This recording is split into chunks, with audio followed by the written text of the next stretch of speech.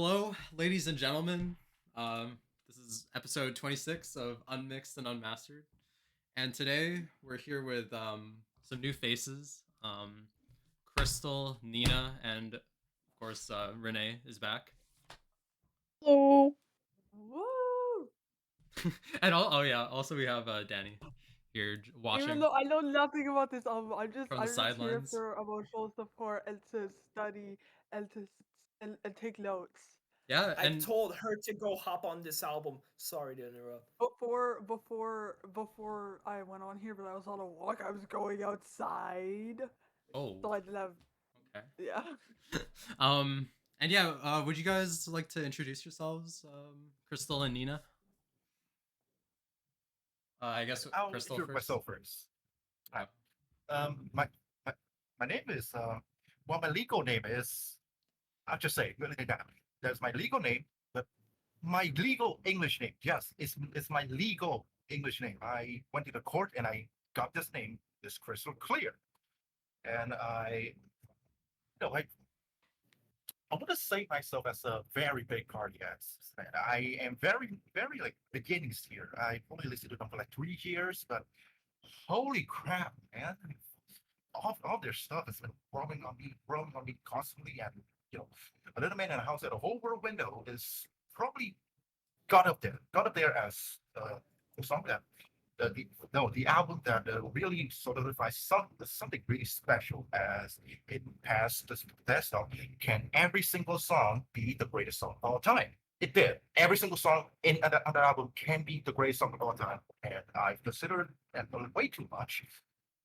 So, and there's a little bit of an argumentative of perspective of like how people interpret their albums. I have my own ways. The majority of the people have their own ways, but I like my way. So I'm going to use my way. All right, Nina, you wanna introduce yourself? Yeah, I'm Nina. I'm a Cardiacs fan. I've I've they're my favorite band ever. I've loved them for a very long time. I first discovered them completely on accident on YouTube when I was in like elementary school, and on YouTube just casually exploring music, and I was like, "What is this?" And it was There's Good Cud from the Guns album, which is great, and it led me down a rabbit hole of just amazing music by amazing people, and just helped me to discover a very underrated band that I feel like more people should know about. And this album is definitely like a good album for anyone who is new to their music as like a starter. It's also just, I don't know, all the way through amazing. So I'm very excited to be covering it today. Yes, and yeah, I actually want to talk about Rene because you released a new EP, right?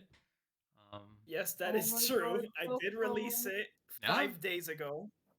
and how was that like recording like and all that? I Like, guess I guess in oh granted I don't want to go like too off topic yeah, when yeah, it comes to this album in particular, but let's just say there was a little bit of whimsy that was borrowed over from stuff like this when it came to recording that EP. I had two of my guys over at my house who I might eventually invite to the podcast at some point. Nick and Tristan, my goats. I'll show them this clip once it's out. But um, they ended up coming over to my place, and we wanted to try doing a little bit of something in my house. We ended up recording 3 songs there, uh, titled "The Devil's in My Home," "The Message," and "Where He Goes." And it's basically like a whole free improvisation, free jazz kind of thing. It was basically just me on the drums, Tristan doing vocals, and Nick playing the saxophone. It's very minimalist free jazz, but nonetheless, I guess we were trying to evoke Peter Brutzmann meets Fushitsusha. Granted, they did actually do a live album together, but that's not the point. Something like that. And I guess some of the Zolo stuff, especially with like some of the saxophone techniques used on here and the playing in general on this album, it's definitely evokes some parallels to what I ended up doing on this new EP, which I titled Dragon Ass. Okay. Yeah. Why did you title it that? Tell us your amazing thought process. Well, it was more so that I thought of the phrase dragging ass, and not to mention, Tristan noticed that I had a Chinese dragon statue in my house, and he decided to take a bird's eye photo of it, and we figured we should try deep frying it, cause I originally had a different plan involving an old senior photo of Nick that looked kind of fire, cause he looked like a bowling pin on there, but he didn't want to do use it, so we ended up opting for the dragon statue instead, and that is currently what is my profile picture here on Discord. It's utterly fire. I tell you, it probably might actually be my best release so far, if I gotta be honest. But we'll just have to wait. Yeah. The people on Last FM are apparently comparing my stuff to John Zorn's Naked City, so I'd say that's a good thing. Oh my god, but did you Okay. tell people on All right. freaking All right. on Wait. Face- Anyways, Did you tell people on Twitter be like, rate my stuff, guys? But yeah. To Anyways, guys. some degree. But Yeah. yeah, Check go it on. out on Bandcamp and buy it. It's gonna be in the So there's description. Static Storm. Yep. I'll link it in the description. But um yeah, I just wanted to also point out an album that came out 20 years ago, The Drum's Not Dead by Liars, the band Liars. Came out 20 years ago. It's really good. I mean, I just want to shout it out cuz it turns 20 and it's really good and really underrated, honestly. So yeah. Big stuff. Yeah, I know Rene really likes Liars too, so there you go. So yeah, do you guys who wants to introduce the band we're talking about today? Crystal, I think you should do the honors. I mean, I did read an entire book about it. So, all right. So, Cardiacs. What is Cardiacs? Cardiacs is Tim Smith. It's on and on Tim Smith personal project, which is really moronic when you think about it. He Tim Smith originally learned um, Tim Smith originally learned music theory uh, when he was 13 to 17. There's a little time gap there because we don't know because this is told by the band members at least. At least that's what I recall. He learned music theory by listening to the Police quite a little bit. Well, mostly just one single song, and then he just mapped out the entire chord of it. He did every single thing that he wanted it. And it's music theory to him is sort of like this canvas that is very odd. Not even like a canvas. It's not even flat. It's a goddamn ball for him to just paint all over, what and that's really translated into what the sound become on for the debut hey, which is the obvious identity. Uh, Jim Smith is Tim's brother. He's fat. Sarah is Tim's sister and ex-spouse. Well, sister, quote unquote. They basically pretended to be brother and sister while they were married to get a little bit of attraction going on. They were married from, if I remember correctly, from 1983 to 1919, and uh, they pretended to be what was it? Uh, in an ancestral relationship. And they even got it into the press. I have a news clipping of it, and it even got into the Sun. And that is the first thing that everyone knew Cardiacs was for is the incest band.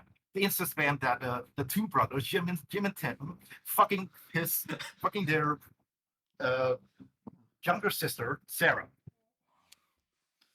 And that is what it was for a while until the after release of the Seaside evidence. Um, however, for now, uh, the A Little Man at a Whole World Window is the sort of like the culmination of everything that we're going to talk about. Um, of what Tim Smith wants to be, like a goofy, wacky and random and spontaneous, while simultaneously wanting to put out some kind of message that is very uh, apparent in the punk scene. Because punk is very political, rebellious, uh, pushing it for you against the grain and such and such. So Tim wanted to really nail in that field. So what did he do? Well, the majority's uh, the majority's perception is that this album is about the common life in the city. In the city writing, one of the songs is about how mundane it is, how mechanic it is, how very robotic it is to just live without being a fucking human. While I think it's about the horrors of war and PTSD, how PTSD can affect to a veteran. Yeah, you were talking about how it was like a concept album. Okay, so that's the Yes, angle you're taking. tech- Okay. technically yes. Most of the communities say it's a loose concept, while I'd say it's a perfectly executed concept that needs to be delved into so much more. Hmm. And from what I've read, yeah, isn't Tim's parents were like musicians also, so that kind of runs in the Ooh. family. I think his dad was like a jazz musician. I'm not sure. Like Timmy Taylor from Brainiac. His Ya dad ni was te also voy a a matar. musician. And he also learns music like Uh, by listening to are, like records and stuff. I feel like that's like a common thing among like musicians is that they like just listen to like records or whatever and just play along with them and then just take those parts and like learn how to write their own stuff from there. yeah, that's true. And then just make this big just they mix it all in a blender and then they're like and then they pop out what is Yeah. it like Zolo freaking Okay. Wait. Actually, freaking going into genres. How would you describe Cardiac's style, Rene? Obviously, as the Well, one that knows the best about what hold up, because bands are. my phone just fell down. And by the way, I should clarify that my wallpaper is indeed the Seaside by Cardiacs. oh my So god. I guess this was all part of the skit, if you will. Yeah. Now, as I discussed in the now long lost Oingo Boingo Only a Lad episode, Zolo is basically a somewhat of an amalgamation of new wave and post punk, but done in a bit of a more quirkier fashion, very much taking a lot of leads from the quirkiness of progressive rock. So it's mostly going to have like herky jerky, jagged, angular guitar riffing. There's, Right. for the most part, with the more hyperactive stuff, there's going to be a lot of very theatric, lot of a sense of a theatricality that's borrowed over from prog rock. Uh, I guess Oingo Boingo's a very good example of that, especially because the theater kids love them, I swear. Um, bleep bloop synthesizers often integrated in some of the earlier 80s and late 70s stuff, especially with Oingo Boingo and Devo. Devo's another very good example on their first album. We are Devo. Very, very common use of I guess interjecting synth lines or whatever. And yeah, it's usually like some level of complexity when it comes to songwriting, especially among more, I guess, more established groups like Cardiacs or hell, even Snakefinger, the guest guitarist for the Residents. He used to do Zolo, and his stuff was like very, I guess, somewhat dissonant in style, but very quirky nonetheless. Especially on um, was it Greener Pastures? I think that's what it was called. It was his second album. But yeah, I he did something similar, albeit on a more minimalist side. Granted, Zolo at this point has become a bit of a strange retrospective term. It was originally coined by a college radio DJ in the 90s, anyways, by the name of DJ Terry Sharkey. And it was a bit broad the way that he described it, because Zolo includes like the more post-punky kind of stuff, but also kind of includes stuff going into the early to mid 80s where you have more electronic elements going on. So bands like P Model and Yellow kind of counted despite the fact that they were mostly electronic based. Granted, P Model did used to be like an actual new wave band in their earlier days, but they kind of just went on to doing more electronic based art pop Well, that's like like on sort of the Marcador. thing with a lot of like more like ultra specific genre names is that like usually like when that music is coming out, nobody calls that music that. But then Of like it course. isn't until because I doubt anyone back then gave a shit. But now, people fight over like genre tags or Rate your written music. music. Yeah. Like Yeah, And yeah. I mean, people. granted, if you I did told like a address music that. fan in the 80s about rate your music, they would have a literal like stroke. Like I swear to God. Not saying it's bad. Okay, I used to be like, rate your music is a disease. I don't think it's that bad. Yeah, Like, yeah. As I was gonna say though, Zolo today can usually be well. There are groups that are actively calling themselves Zolo. Zomzoms I think is one of Oh, them. and There Drive were a 45 couple of also. yes, yes, them too. Because I'm trying to remember the bands they mentioned at the end of the Rate Your Music page for the genre, because they did mention some good bands there, and I guess I guess Zolo kind of lives on in spirit in the form of theater kid music, albeit not all the way. Like, yeah, I did mention Oingo Boingo already. They're more on the older side, but if we're talking newer acts, I guess Tally Hall has do taken a not cue mention that here and name. there. Do not. Oh, I'm gonna I'm get. going. Thank you, Jovic. We cannot have a Hrvatsky chug all right. interrupting like that. Sorry. That was, yeah. No more interjecting. Don't Okay. worry about that. Go ahead. As I was saying though, um, I guess newer acts like Tally Hall and Will Wood more so incorporated the theatrical aspects of Zolo into their music, especially I mean, I wouldn't say more on the bleep bloop parts, but definitely with lots of herky jerky rhythms and the way that the lead singers really address uh I guess really address the listener with their very quirky lyricism.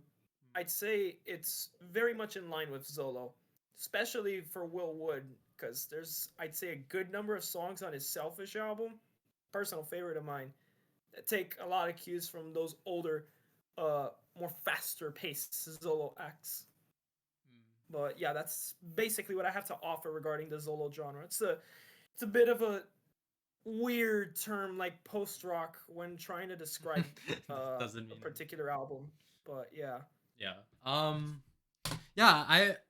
Speaking to like Cardiac's style, I really like how like it's so complex. Like Tim will just like load so many ideas in like a song. Like he'll just like switch between like very like a lot of like prog like suites and just go crazy. Like I think you know that's a lot of talent. I mean to just like arrange that kind of stuff in Yeah, true. in their music. In some ways, it does fall in line with some '70s avant prog acts, especially from the UK. Like I guess some Canterbury scene stuff too could be considered an influence on Cardiacs, like Gong, and I guess Henry Cow. I'm not too familiar with like the rock in opposition and Canterbury scene stuff, but I do know that there is some avant prog that was definitely involved in Tim's I guess in the list of Tim's influences. I could definitely feel Henry Cow I guess as an influence on their music, especially on A Little Man in the House. Okay, yeah. And then Crystal, you sent the picture here of the news Yes. article. You know, we're brother and sister. You can read into it and really get a hold of what the hell were they trying to do to get attention? I've actually heard the whole incest scare thing with them was actually not really their idea as much as it was their producer's idea to be like, yeah, this will be like great publicity for the band. But Not really, and they dropped that act very, very quickly. Yeah, I mean that's crazy. I didn't know I that. mean, I any publicity is good publicity, if I gotta be honest. Oh, you know, but okay. I don't know about that, but yeah. Okay, there's a specific point. There's one specific point, a pinpoint where they decided to stop the act immediately, and that was when they were on the tour with Marillion. Um, Basically, Marillion used to pick them up to do tours with them, and the crowd hated it. The crowd wanted them dead to the point that Jim almost died because someone threw a bottle in his hand. So they just decided to like, hey, this is not worth it. We don't want fans throwing rocks and stones into us. So they just dropped the act immediately, and it was very instantaneous to say the least. Okay. That wow. Anyways, that I think we need to uncage the Hervat. anyways, like discography. Yeah, so Tim, when did Tim die? Do we know? And 2020, 2020. Yeah, August 20th. oh, okay. And how did that happen? So basically, in 2008, Tim had a cardiac arrest, based on the name of the band. Yes, it was so bad that he basically had to hospitalize for a few months, and we came back. He didn't. He didn't. He cannot regain his full physical abilities, but on his mind, he's he's still there. He's still our little sweetie boy, Timmy Smith. And it went on for a long, long, long time. Tim never was able to perform anything, so the band just decided to get into an indefinite hiatus. From then till well, about in 2018, there was a GoFundMe set up for Tim, and it was the fastest goal reached by for a band I've ever witnessed for GoFundMe ever. Less than a day, the entirety of the community has already donated over 100,000 euros to for Timmy's hospital stay and treatment. It is such an incredible fan base. I love it to death.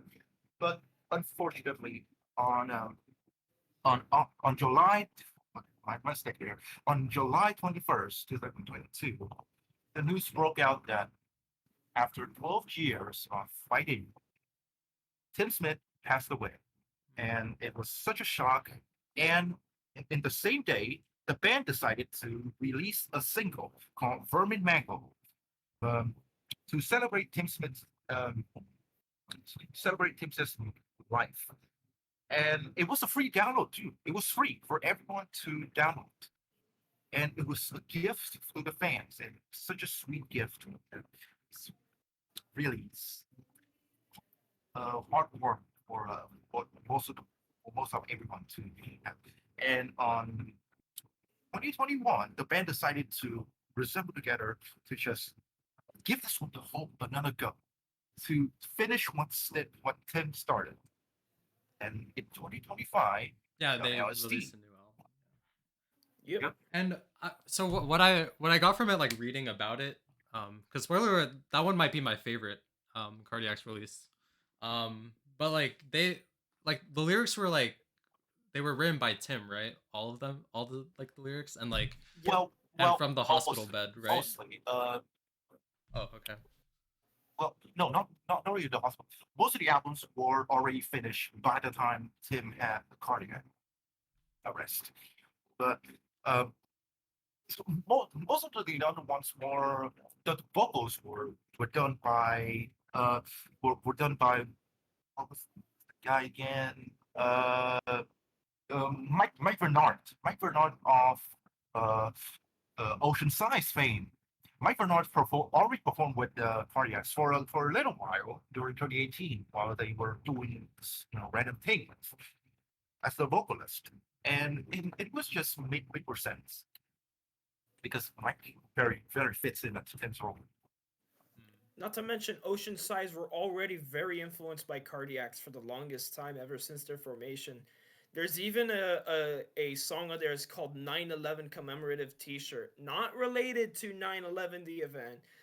That was supposed to be a reference to the size of a shirt that Tim Smith apparently gave him, the singer, at a concert, signed by the way. So that basically goes to show like how much of a significant impact that these guys had on another British band. But we'll eventually see later in general how influential they really were. I don't know if you have that. Yeah, we'll talk about it. It's in one of the slides. Okay, But okay. yeah. Um so anyways, like going back to I guess the discography, like so what do you think like this signals for like this is like their debut album, right? Before like or they had some cassettes, right? They Bef- had three Seaside is studio- actually their debut. I think this one was more commercially a hit, and this is kind of what got a lot of their attention to like But, brought the attention uh, to the band is this album. But the Seaside is mostly like a demo, sort of like a demo for in general. Um, while Toy World and the obvious identity, obvious identity is technically their first tape, but it's on the name Cardiac Arrest, not Cardiacs. And Toy World is mostly just testing grounds because they never really played songs from Toy World after 2000 after 1983, I think. Yeah, and then this is just progressing to the Seaside. Seaside is something that you're really proud of, but I think it is mostly a companion, a word to the Seaside Treats, which is a little video, 30 a 30-minute video of such an incredible um, three song slide of what was it again? The three song slide of okay. Part one is part one is yeah, a little man in a whole and a little man in a house. Part two is RES, and part three is to go off in things, which is very much the seaside centric. And then finally, in 1988, they actually released an album, not a mix, not a demo tape, not a tape, a full album on vinyl. Mhm. Wait, hold on. Hold up. Let's check the discography right now here. Yeah, because I don't think it includes everything. Okay, so that's the first. So Check on Rate Your Music. Actually, it's gonna show the tapes too alongside the regular studio albums. Rater. Raider. Um, I would say to check the Cardiac Museum, but it's a little bit hard to Oh, yeah. navigate. That one's good too. We could check that later if anything. okay. But yes, they recorded the Obvious Identity, their very first studio tape, under the name Cardiac Arrest. Solid stuff on there, but it's not really them at their full potential. It feels much more XTC centric when it comes to like the style of Zolo that they're trying to do on there. Like granted, they didn't really have much to work with, and also Tim was very very young when he started Cardiacs. Like what? He was Remind me- 16. remind me- Oh, Yeah, He was 16, or even He was- I think he was 15 by the time the band formed, and then 16 when 79. they have the first show. hmm. So he's a little bit of a Mhm, prodigy Yes, in a way. Yes. Yes. Definitely a child prodigy. And yes, they did. The Obvious Identity was their very first tape. Not really much going on here. Toy World is basically the same thing. It's not really as strong as the Obvious Identity. Similar sort of XTC styled Zolo they're doing there. Not really much I can really say about it. The Seaside is where they really up their ante. And that's when you start noticing that, hey, these guys are sounding to start much like their own. Like, listen to Gibber and Twitch, and you notice, like, what the fuck is this? Like this is quirky on a whole nother level.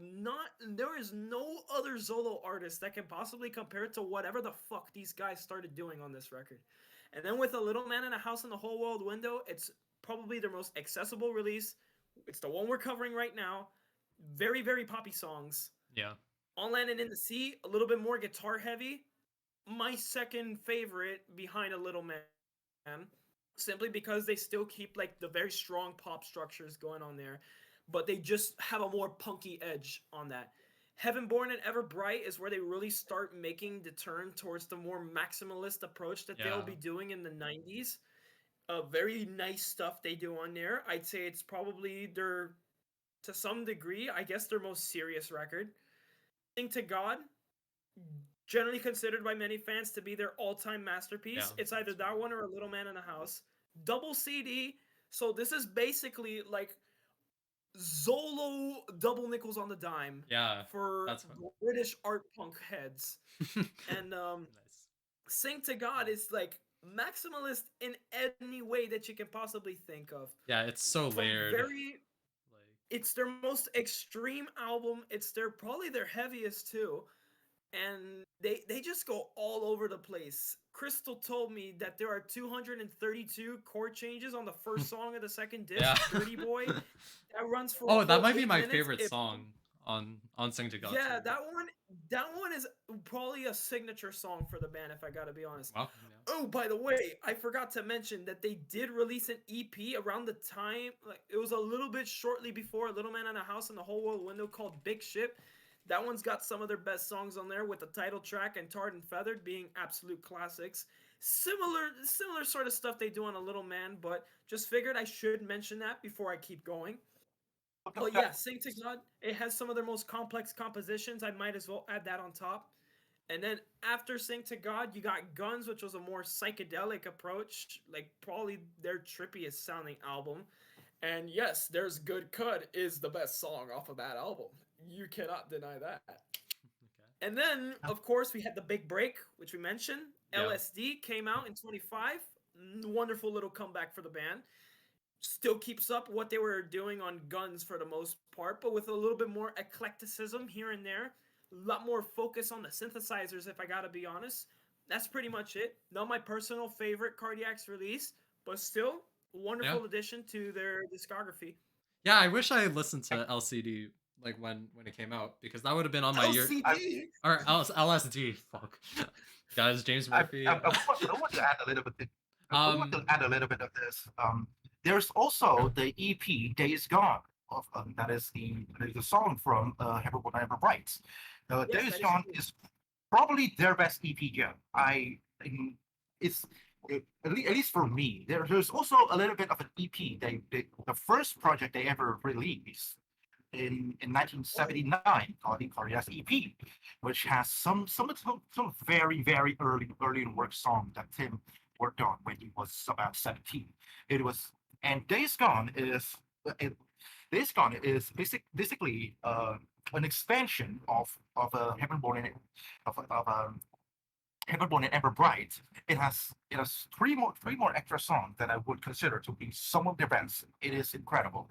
And in 1991, sorry, yeah, 1991, they also released songs for Ships and Iron, which includes the songs from Big Ship, which has some recorded tracks. For example, the title track is great re-recorded. Um, there's too many irons in the fire, or spectacular script base, which is the first single ever released.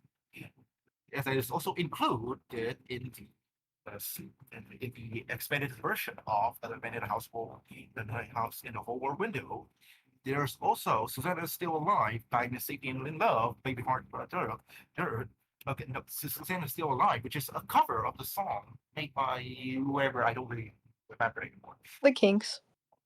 Yeah, the Kings. And of course, Ditsy Scene, the original version of Ditsy Scene that was released in that was in 2007, which is from the series from the series of singles from the ORG label called the Org and Eyes single series. It's a final entry, which is number 35. I don't remember or really know what happened to the label after the single over there, but and a little bit and there's also a lot of B-sides from the Single God era. For example, the odd evens B-sides such as Spiny, very wait no, the man who singles such as Spiny, and then one of my favorite songs from them, What Paradise Like. And there's also Odd Even, which has these B-sides of Hurricane and Devils. And then, of course, I cannot really mention cardiacs without mentioning cardiac archive cardiacs, which is one of the most important cardiacs release, at least for me, because it really shows because it shows off a lot of what cardiac was before the formation of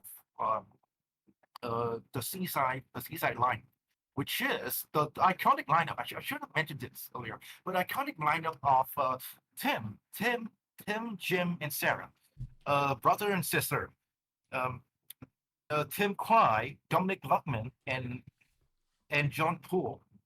There's also a little bit of a appearance by William P. Drake, which is a very, very, very important figure in their lineup. Which William T. Drake also wrote some of the songs in the album that we're talking now, Little Man and Whole, Little Man and House and Over Window, which is, if I remember correctly, it was if I remember correctly, it was Is This a Life and The Whole World Window. Yeah, I guess also, yeah, they remained like independent throughout the whole like timeline of this. Like it was like their label the Alphabet Business Concern, which they all like self-released all the stuff, and yeah, I respect that definitely. And yeah, do we have anything else to say about the discography? I mean, there's also the side project of the Sea Nymphs, which is originally called Mr., Mrs. Smith, and Mr. Drake, which is Tim, Tim Smith, Sarah Smith, and William D. Drake. They released an album called self-titled album, which is incredibly good. I would recommend anyone that really likes the more mellow and more somber cardiacs to go and listen to Mr. Mrs. Moses and Mr. Mrs. Smith and Mr. Drake. If you have a chance, and of course the singles, which is the folk, a little bit of folk and pop, and a little bit of a chamber pop project by Tim, Sarah, and Freedom T. Drake again. Yeah, that they have two albums out. One album on, well, particularly one album made in released in 1995 called the Sea Nymphs. Has a lot of good songs on it, and a little bit of a bonus in 2016 on the Dry Land, which features a lot more unreleased work by the trio as well. And I should also mention one more project called Tim Smith Tim Smith Extra Special Ocean Landborn, which is Tim Smith's only solo project that works as a bridge between Heavenborn and Ever Bright and Syncagon. Okay. Yeah. Yeah, so this is the track list that we're going to be covering. We're also going to cover the bonus track, I'm eating in bed, and Yep, that one's one of my personal favorites. It was originally released as a B-side to the Is This the Life single, as we saw there on the Rate Your Music page. But it was being played in live shows as far back as 86, if I remember correctly, from when Crystal showed me the bootlegs. 85. Yeah. okay. So we're the addition to the because it would be re-released in 1995 as a song in the release, I guess. So Yeah, on the CD reissue, yeah. yeah, and so this one. So wait, through the cassettes, were they already well known from that, or was this their big break into it? It's kind of 50. Well, they are quite known back then already because, well, the little news clipping I just showed you was from 1997. So that technically, Big Ship is the first big break. Big Ship was very big when it came out. If I remember correctly, Target Feather was the first ever with the first song that they recorded a music video for, and it aired on BBC 4, BBC 4, and it took everyone by the balls, basically. They took the balls and squeezed it so hard because, well, Okay. if you watch the music video, it is quite insane. We have Tim kicking Tim quite in the head, pulling Jim's hair all around, and then dragging Sarah all around down to the ground, and then pulling up and then kiss her in the cheek.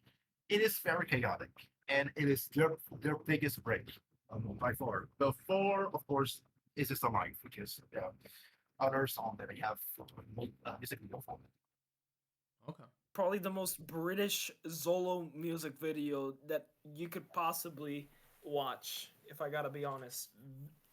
Quirky to the utmost. I've already said quirky so many fucking times here. I But would say you understand. I would say that the music video feels like it was microwaved 50 times before Yeah. it being released. True. Okay.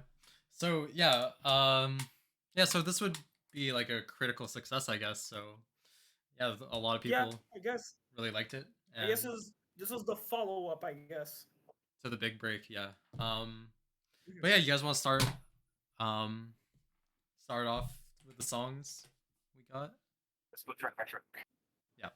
Hold on. Before we do that, pause. Okay, we're back. Yeah, let's go to the first song, which is the title track, A Little Man and a House. Well, not the full thing, but yeah. Any thoughts on this first one? This is like, yeah. Didn't mean to interrupt, Crystal, but at least I want to say that this is where you really get the main musical motif of do do do do do. That's the way we all go. There's mostly gonna be some kind of refrain of that in some of the songs here, especially on RES. Hmm. Yeah, which is the Residence reference that we're gonna talk about. Yes. Go ahead, Crystal. Technically, the motif of "That's the Way We All Go" appears throughout, I think, every single song. I think, except for the bonus track, and at least that's what I remember it. But okay, so basically, a little bit of the music theory, because we cannot talk cardiacs without talking music theory. Okay. The chord progression of the verse into the chorus is very simple. It's a 1767. Oh.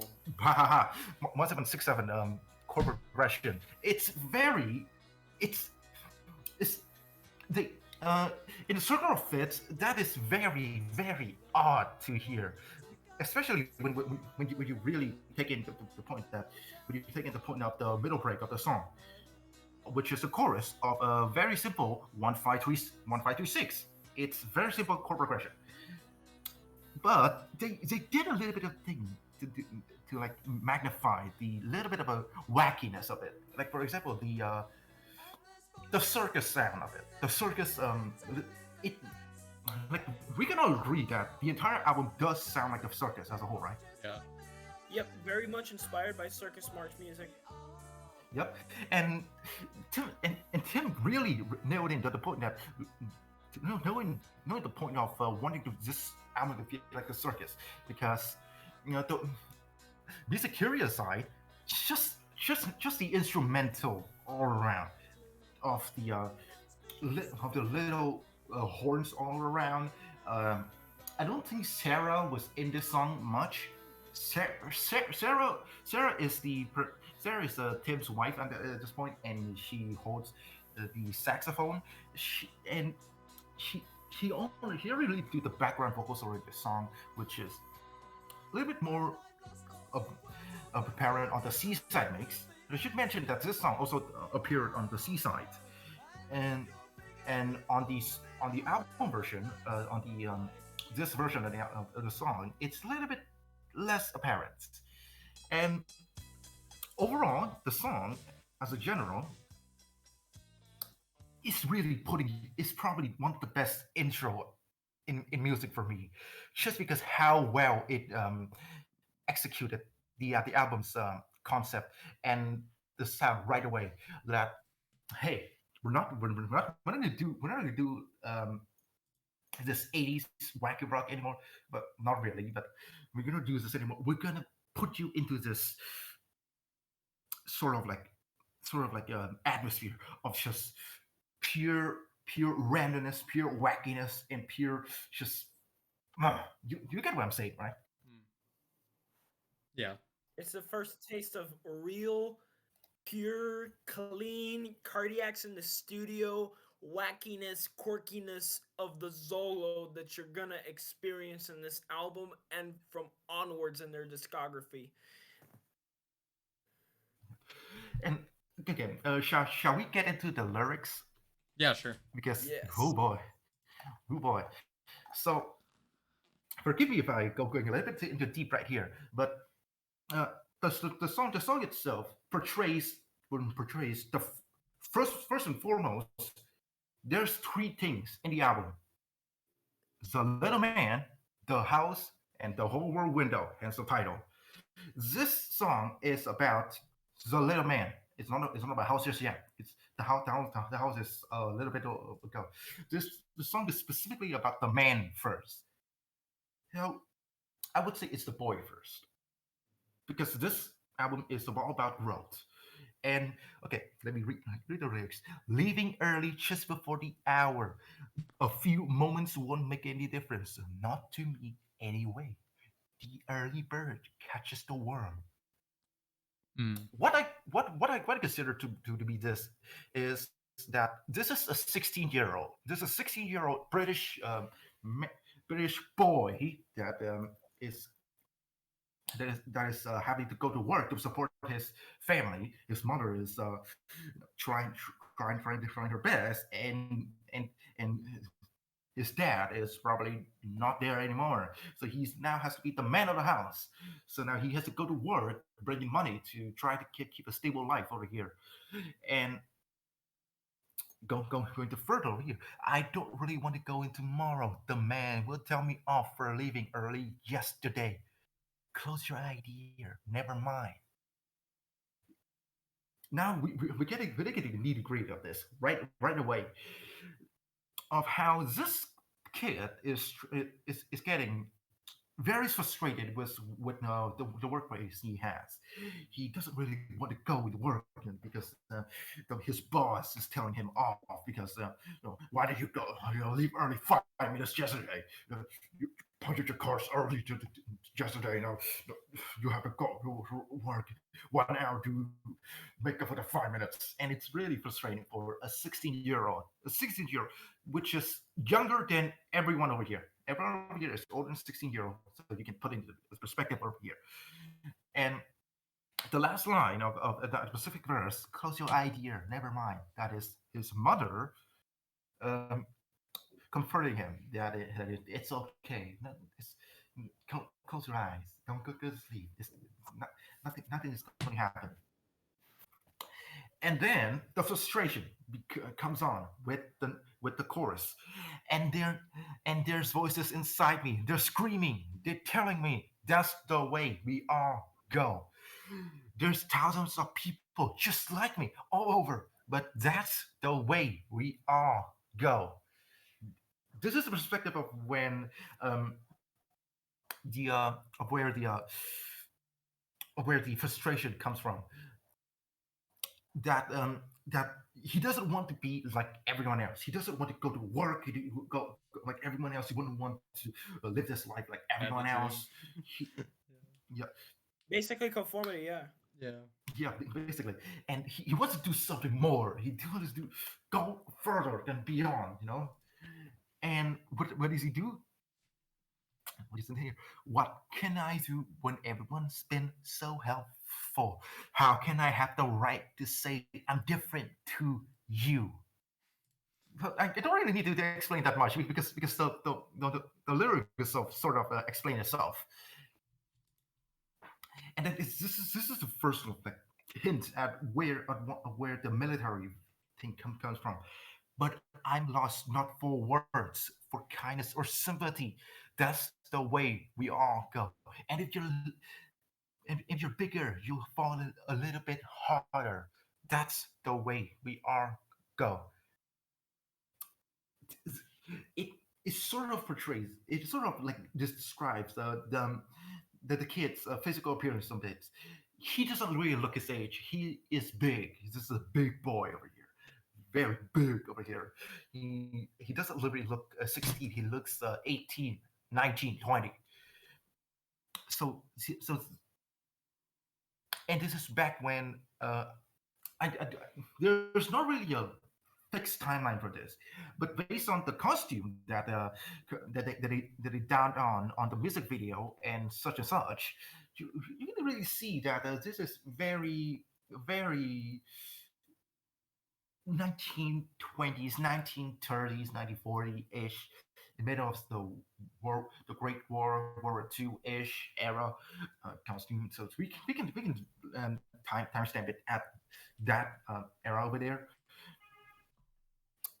and and then we get into the breakdown. There's a pain on my side. It's a lesson I learned from a while ago. I was screaming inside, biting my nails, but it won't show. There's a knock on my doors as I fall to the floor. I still don't know that the people outside shed a tear for my pride, but they still won't go. Why should I think I'm alone? The whole factory thinks that's the way we all go. There's Washington, Tokyo, New York, and Moscow. That's the way we all go. They're all crying and arguing down the telephone. Then there's me standing with my whole life to spare, thinking. Hmm. This is the compensation. Co- He's contemplating to go into the military because he isn't like any one of this like factory worker. He's going to be different. He's going to go to war. He's going to save lives. He's going to be a hero, right? He's going to go to Washington. He's going to Tokyo. Go to New York, Moscow, which you know all three of those countries, U.S., Japan, Russia, were all in the World War II. So we can kind of pinpoint that's just World War II that we're talking about. And it's obviously it's it's easier when you know how obviously, but that's how it goes. Look at me now. I know something that you don't, because that's the way we all go. The turning wheel reeks of the whale and the whaler, but that's the way we all go. The early bird catches the worm. Thus the worm thinks that that's the way we all go. Go right back to the first verse, and we get into the perspective right there of the worm. Oh, okay. And that is the first track, the lyrics of the first track, enhanced for me. Track two. Now we're on to In a City Lining In a now. City Not Lining. not one of my personal favorites, but it's a very nice bombastic approach that the band does here on this one. It's much different from the more quirky poppy thing aesthetic they were trying to achieve on A Little Man in a House. This is like where you really start seeing like the grandiosity the that prog suites. Cardiac's music could, like, yeah, it's like full-on symphonic prog. Like, this is where you really start noticing that Cardiacs can sound fucking epic as shit, and you're about to find out soon enough. Got any thoughts on this one, Nina, before we let Crystal do the lyrical analysis? I don't know. I just feel like you said, it's definitely not like as impactful as like maybe the first one or some other songs on this album, but it's still a very, very good track. It's kind of a little more like upbeat, I guess, compared to some themes or some stuff that it like you will encounter on this album later on or before it. It's a good follow up to the first track for sure. Yeah. I Then mean- again, it did pass the test, so The for test. me, this is the test, which is the basically my thing of hey of an album that hey does this every single song in this album is qualified for the greatest song of all time, which this song does, and to the contrary, I think this is probably the second best song in the album for me because it really portrays every single thing that Cardiac was about to do and will about to do. It has all this kind of tempo switching, key switching, Yeah. Tim fucking us in the ass, just switching the keys right in the middle of the Yeah. song, from an F to the G sharp to the just three times in less than 10 seconds, right in the second song of the quote unquote their most accessible album. It is just insane, and just how fast the song goes and goes and goes and goes and goes and goes. As you already know, by the end of the first verse, it just keeps on going. It just keeps on speeding up, and then it goes into this breakdown to the chorus, because Michael's got himself a girlfriend.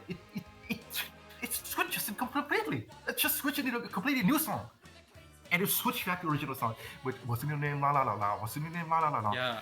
And then It reminds me of like the Fiery Furnaces, where it's like a 10-minute song, but it's like 6 different like tracks like put together. I mean, yeah, that's what I see when I like listen to the Cardiac.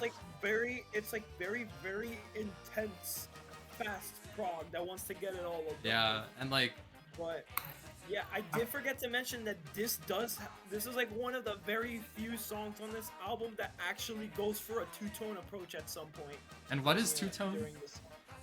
Sorry, Two-tone was basically like the British take on ska music. After ska music was discovered by British DJs in the late 70s, and the punks started getting their hands on the reggae records and the ska Oh, records. The punks are taking freaking, over. yeah, the punks were taking over basically. Eventually you had like groups of these British guys wanting to basically do ska on their own way, and that's how you got the two-tone record label. And the two-tone record label spawned a couple nefarious acts from the ska scene at the time, and that's how you basically got the Madness, the Specials, the Selector, among many other bands. Yeah. I know a Spanish friend of mine who's like the big whiz when it comes to this sort of stuff. So, if anything, you should hit up my boy Spartano.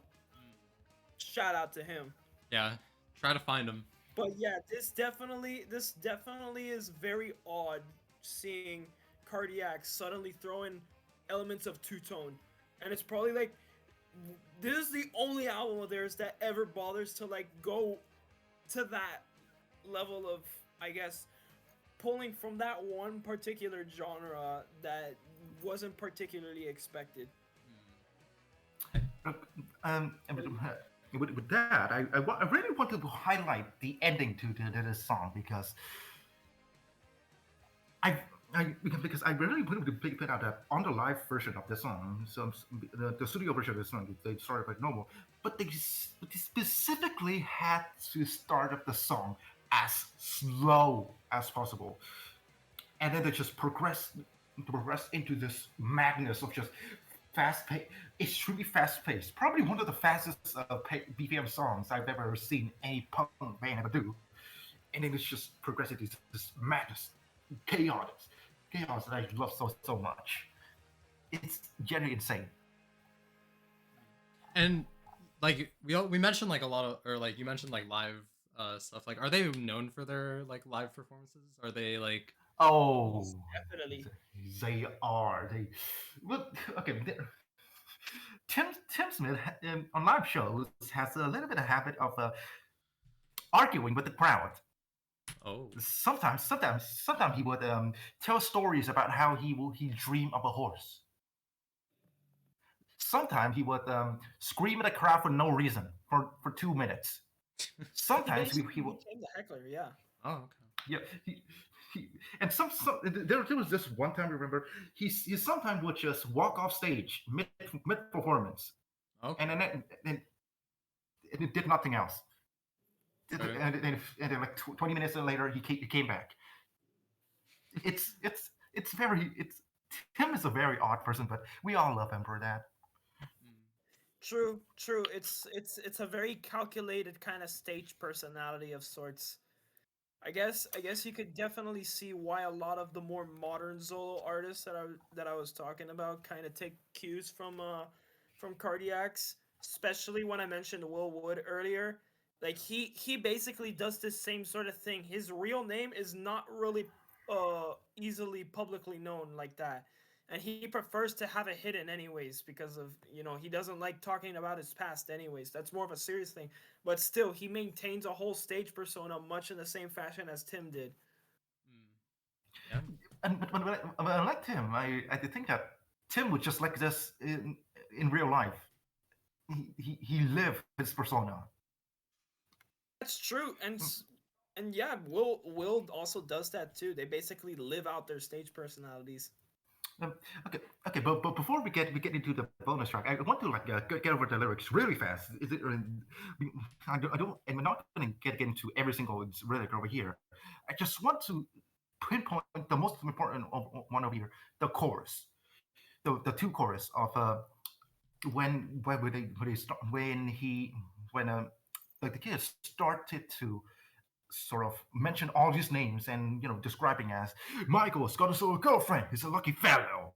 Katie's top was as red as ever, but now it's gone all yellow. Malcolm's a bastard and keeps acting like Emperor Nero.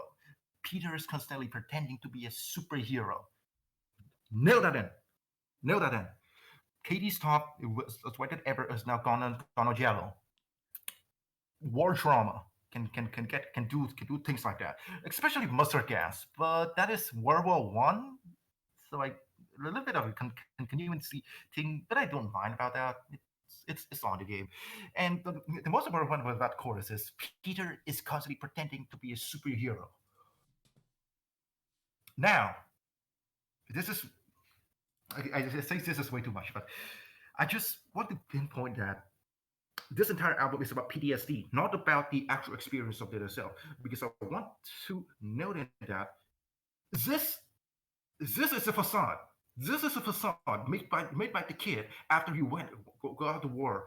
This is him using the circus and the wacky kind of sound to mask his PTSD, to see his experience of being in the war as a circus, as being in a circus. So now he's mentioning all these names. I was like, oh, just look at what my fellow crewmates over here. You got Michael's. He's got a girlfriend. He's a lucky fellow over there. And then in the second chorus, Tracy turning on revolving in the city lining. Martin keeps his new Lamboretta gleaming and shining. All news has his waist, and it leaves me staring at my pillow. All clouds has a silver lining, gleaming and shining. And of course, the Siegfried line, which I think is, okay, if I remember correctly, is a German defense line in the First World War, and there was also another defense line in World War II, also called the Siegfried line. So this is very complicating between the First World War and the Second World War. But yeah, it's really getting into the PTSD kind of era. Not era, but phase, but Okay. Yeah, moving on to the next track, the bonus track on here. One of my personal favorites. It's pure prog pop madness. I love this one. Yeah, we'll just listen to this. I'm gonna let Rene take over this one as a whole because this is one of his favorite tracks. So. Yeah, hold on. Let's wait for this song to get all. There we go. Here we go. This song right here. It was added as a bonus track, and like I said, it originally came as a B-side to the single of "Is This a Life?" Now, I feel like on the original single, it's a wonderful kind of juxtaposition that happens between these two Yeah. songs. You have the very serious "Is This the Life," which we're gonna have coming up soon, but then you have this one, which, telling by the lyrics, it's basically supposed to be like just a basically frustration at how society just kind of seems to dismiss its problems when they really cause much, I guess, more. I guess the gravity of the consequences is actually greater than what they think it is. But, and I guess that also kind of is another level of juxtaposition that helps with the song. But in general, I just really like this song. It's very quirky, very catchy. Probably like the first, I guess, outside of a little man and a house, the first noticeably catchy song that you're gonna be hearing, at least from the 1995 reissue. Like, I sometimes sing this to myself every time I'm walking around my university campus with my headphones on. Oh, And yeah? oh my goodness. Yeah, I just, oh my goodness. Yeah, no, there's really not really much else I can really say about it. Yeah. I love the piano parts too here. They're absolutely wonderful. Chorus 2 is like anthemic to me personally. This would definitely go well at a karaoke party. Oh yeah. What But, would be yeah, your I mean- your karaoke songs on this album? Like what would so you'd play this My one? karaoke okay. I'm eating in bed. This one definitely for sure. This is definitely a good karaoke song. Dive is also another good one. We're gonna see why. I tried doing the whole thing that Tim does in the chorus, but that one's also equally as epic. Still quirky, but it's much more in a punk fashion. And let me check the track list again just so I can make sure. Is This the Life? It doesn't really have much singing going on here, as you'll see here. Like, it's only 2 verses, so I wouldn't say it's perfect for karaoke. Yeah.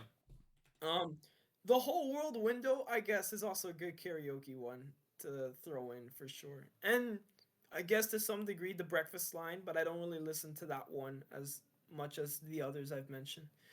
But yeah, I guess that's my personal take for karaoke songs from this. I would say that the breakfast line is my favorite just because of the laugh at the beginning. I love the way that laugh. That's peak. But yeah, here it is. Is This the Life Yeah. song I was already mentioning here? It is probably by far the most serious sounding Cardiac song in their entire catalog. Like this, I remember seeing the YouTube comments for this song before, and apparently some guy was walking down the hall with his newlywed wife on the day of their marriage, with this song playing in the background. So that just goes to show how amazing this song really is. It's very beautiful, and of course, it does have that Cardiac's quirk. But I guess the main point to really take from this is that it's majestic. It's plain majestic. All right. Yeah, and this one has its own music video. Yep.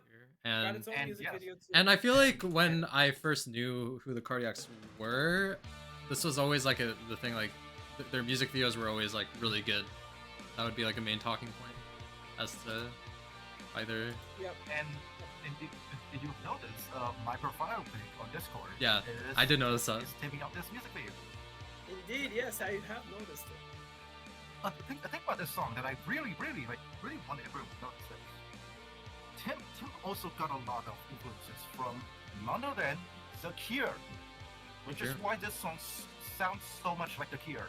It can generally just sound for something in disintegration or pornography in general.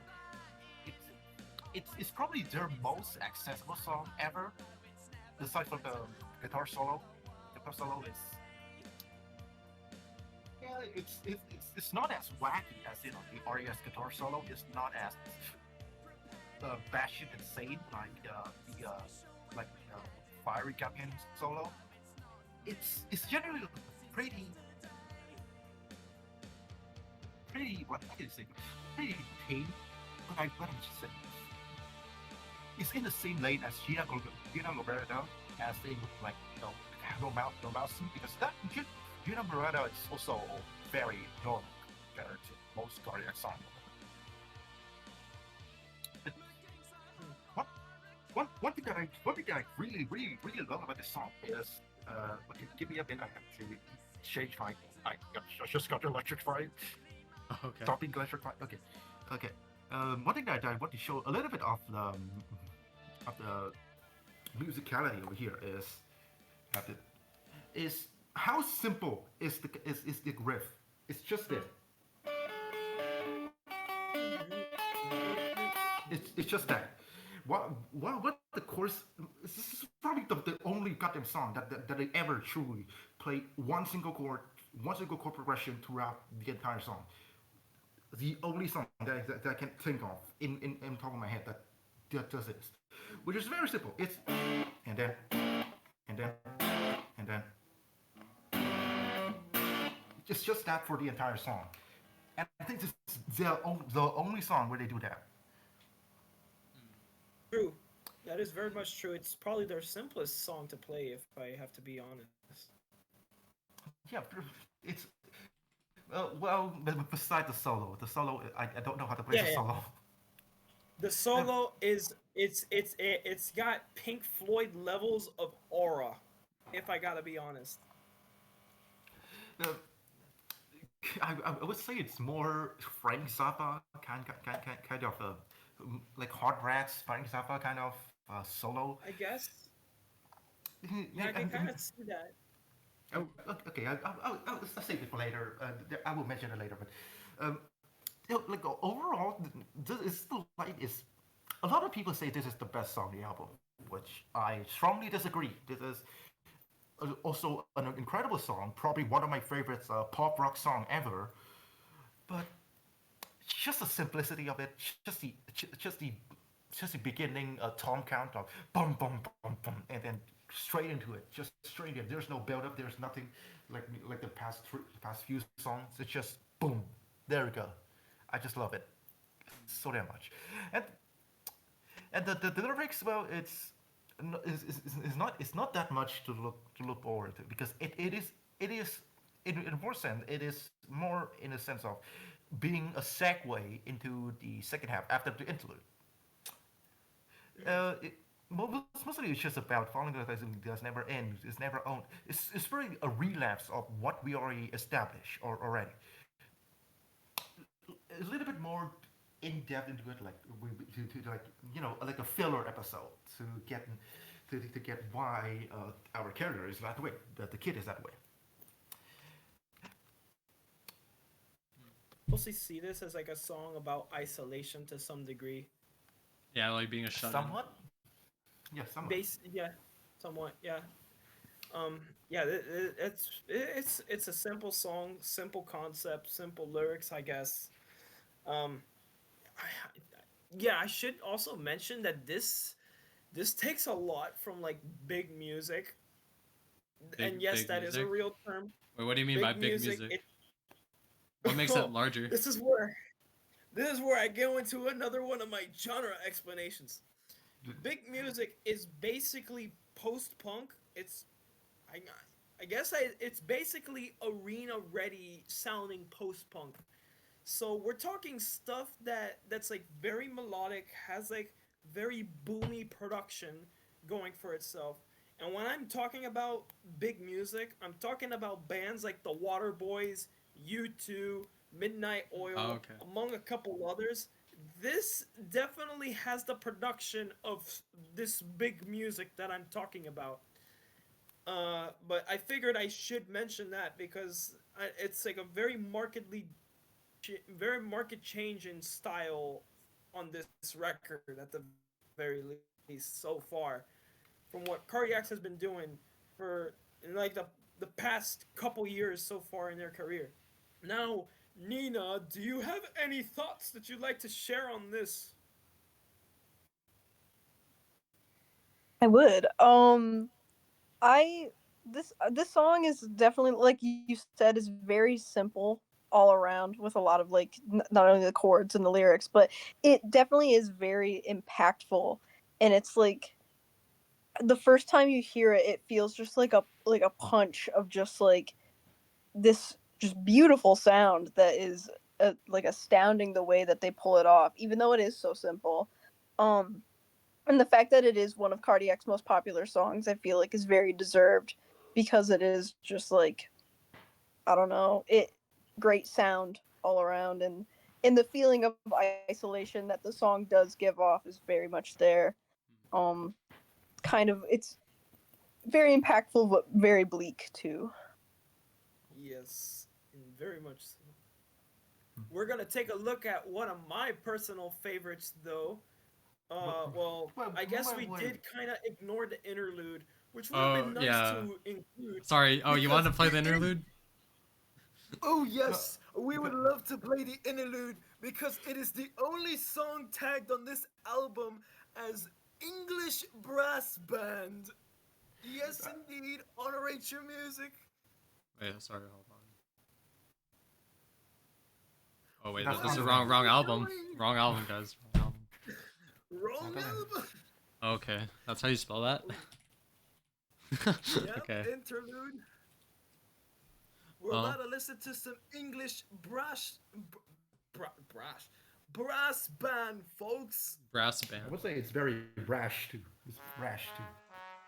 It is brass. Okay, little bit of like an interest perspective on this for me. My perspective on this song is this is if you were really in any like military enclosures, you would know that this really sound like one of those um, morning calls. Like in military, you would have those morning horns, either or all those things. But this is very reminiscent of that. It is very morning call. So this is sort of like, hey, morning comes. This soldier, it's time to wake up. And But this- then we get into dive, which the first word spoken in dive, which is literally hello. Hello. Some shit like that. All right.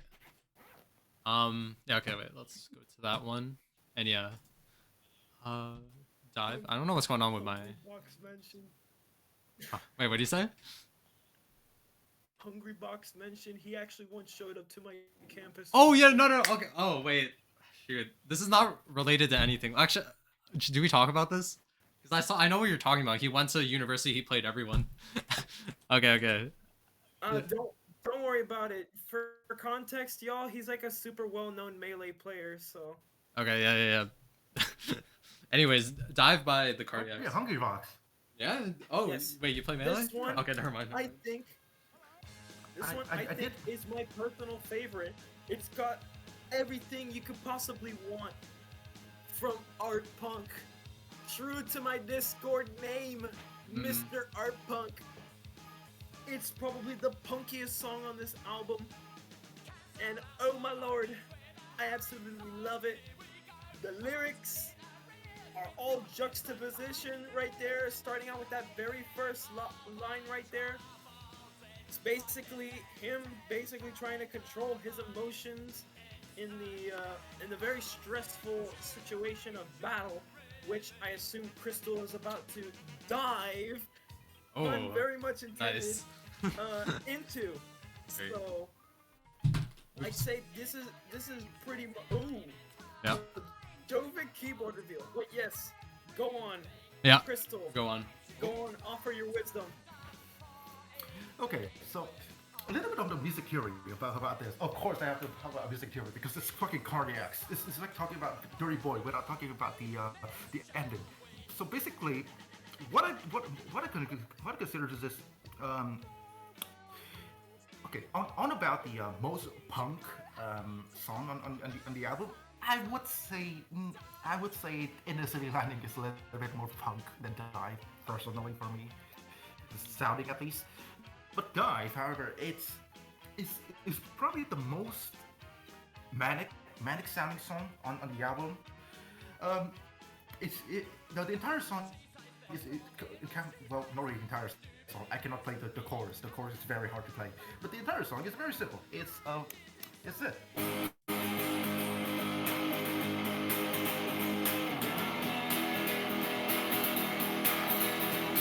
And then it goes into, and it adds a little bit more into it as such, an F sharp.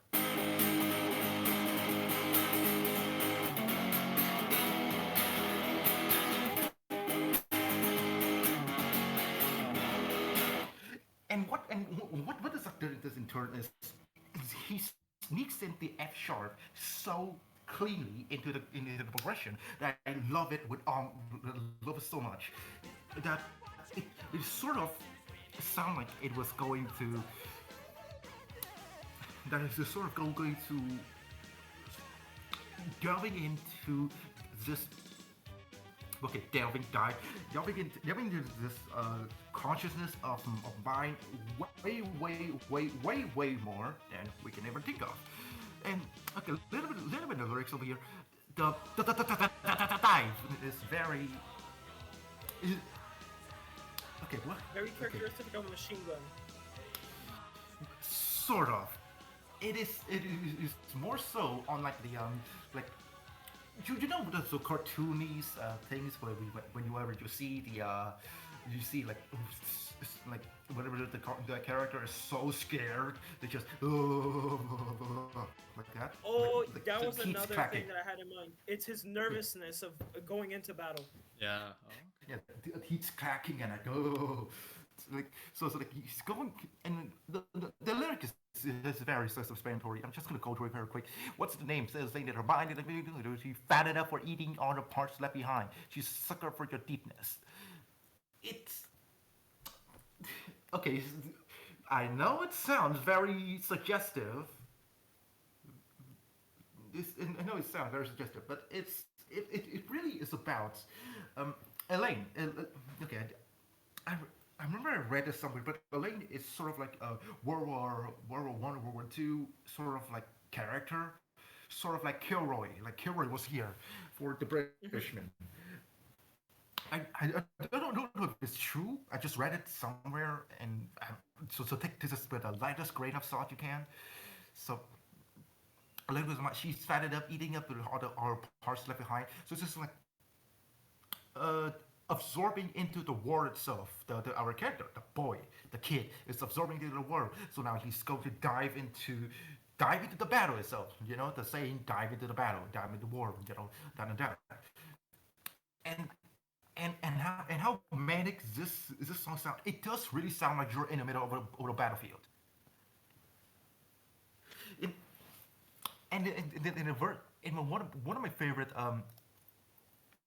One of my favorite verses of verse 5. Oh, the Grand Duke of York, he had 10,000 men. He marched up them to the top of the hill, and he marched them down again. Which is the lines from the the the old English children nursery rhyme that goes, the Grand Old Duke of York. He had 10,000 men. He marched them up to the top of the hill. He marched them down again. And they were up, and they were up. And they were down, they were down. And we were only halfway up, they were neither up or down. Hence the title, Dive. Oh no, dive. That life's a part of me. Life's on top of me. Life's constantly on my mind. You know, I feel like this is about taking lives. Like the kid is killing the enemies and taking lives. So it's a part of me now. It's on top of me. Life is on top of me now, and it's constantly on my mind. You know, like I'm stretching it a little bit, but it works. You know. Now, It's time for the icing on the world. The icing on the world. Yep.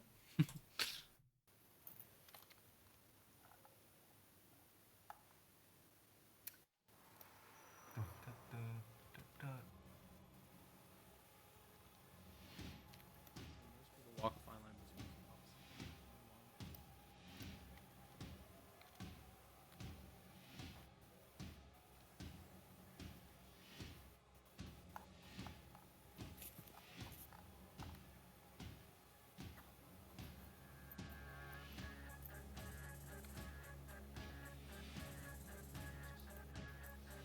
This is sort of where we have the main musical motif kind of come back around before uh, later on in RES.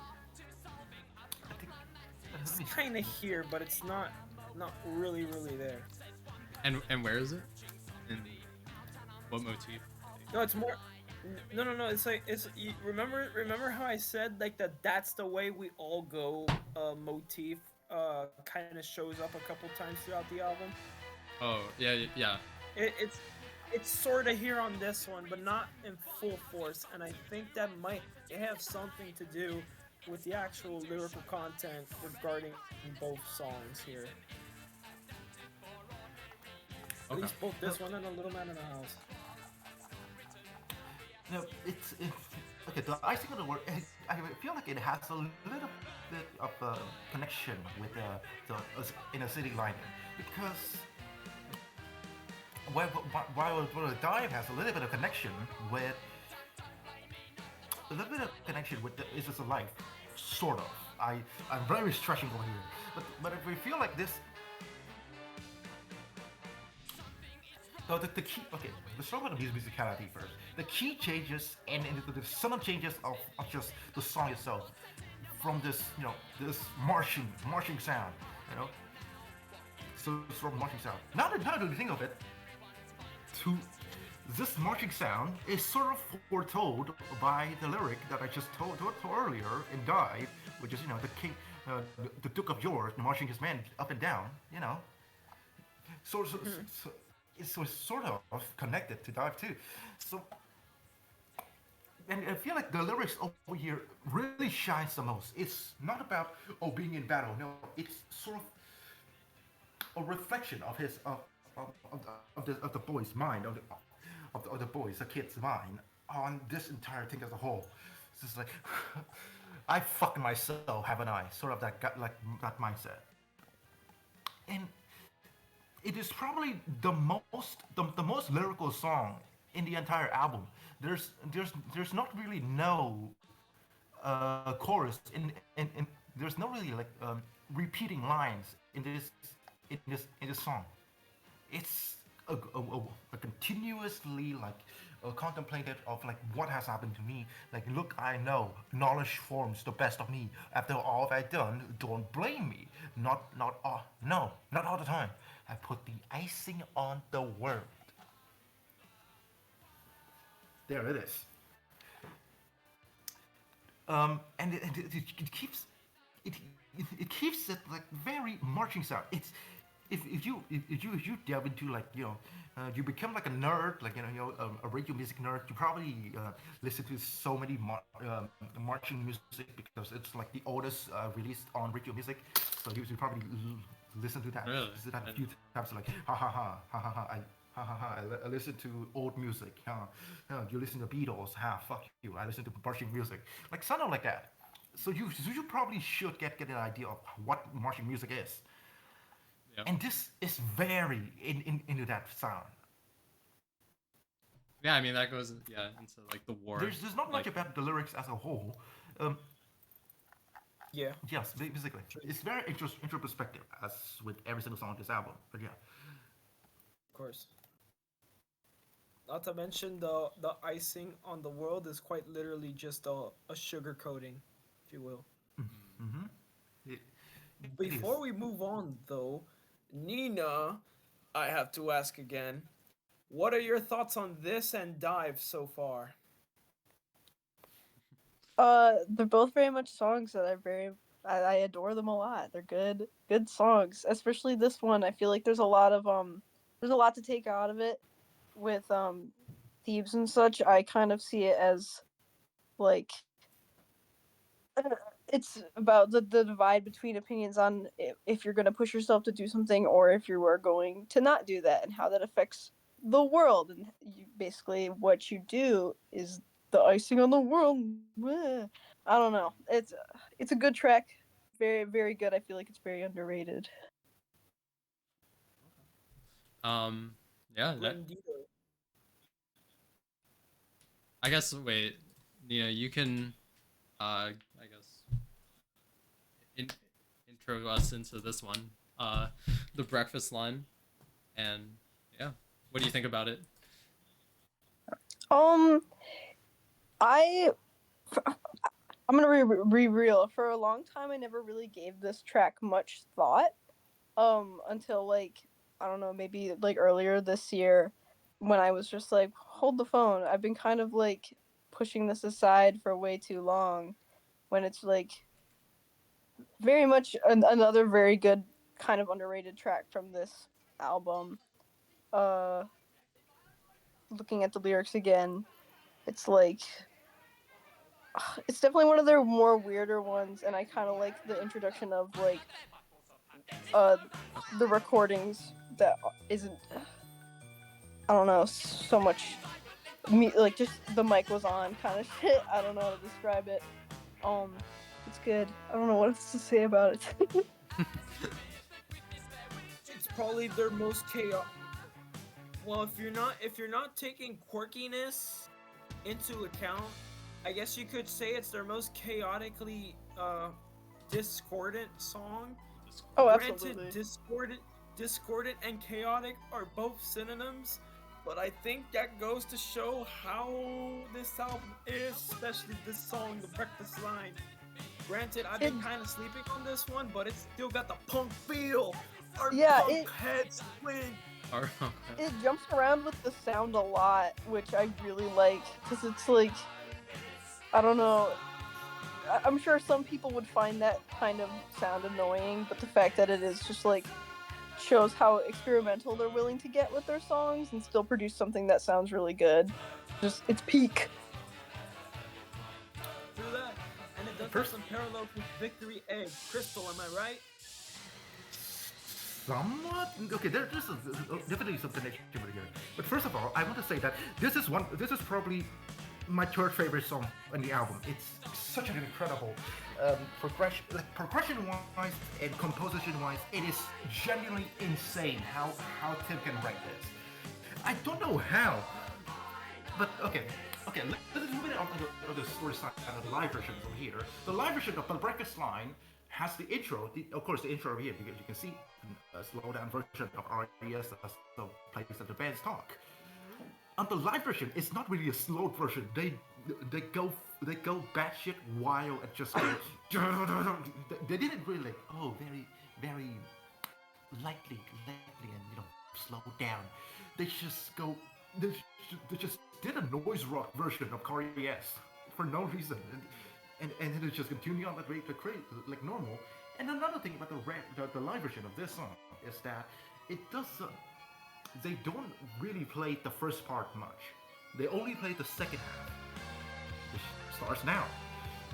The second half is really one of my favorite goddamn parts about this song as a whole.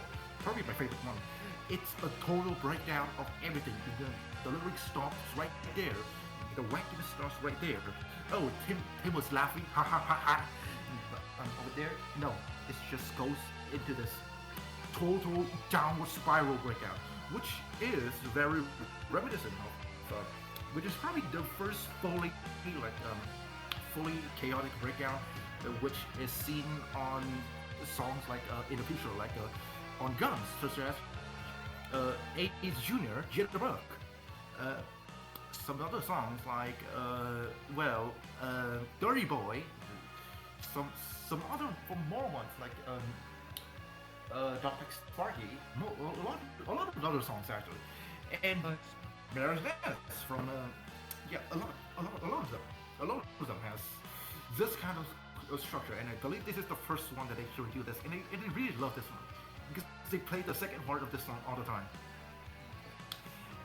and another little thing that I want to point out that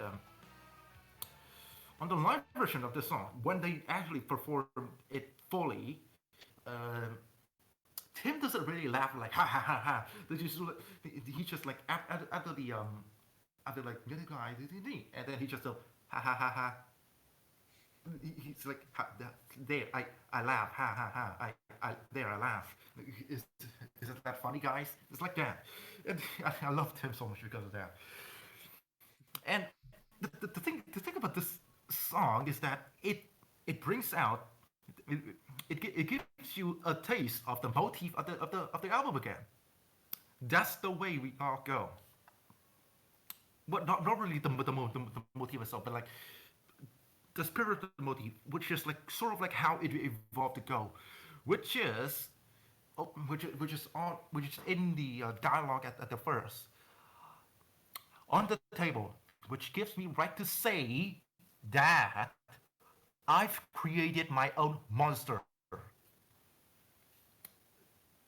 Yeah, think about that. Ah, lots of things to think about. But yeah, and then and then what was it? And then I regard the Bible sub habit is such so that's why I in the few days that will for me la la la laugh ha ha ha ha ha.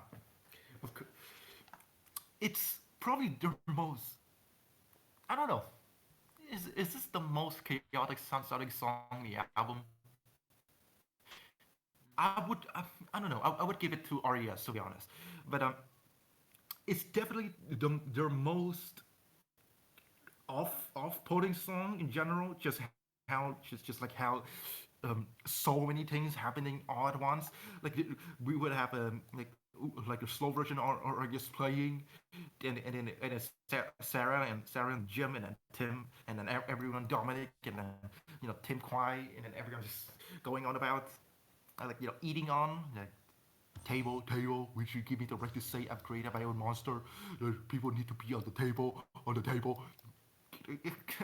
don't know why. I don't know why they just say table over and over for like four times. Table. But okay, you don't really need to like go by on everything about this. This is lyrics. I just want to say that this is sort of like um, the breakfast at the military outpost that the kid is in. That he's now eating breakfast with all of his comrades and fellow soldiers, and now he's arguing all around you need to be on the table, you need to be on the table, like so like and then I feel like the second half is sort of like a surprise attack, an ambush attack on the military outpost in the middle of the breakfast,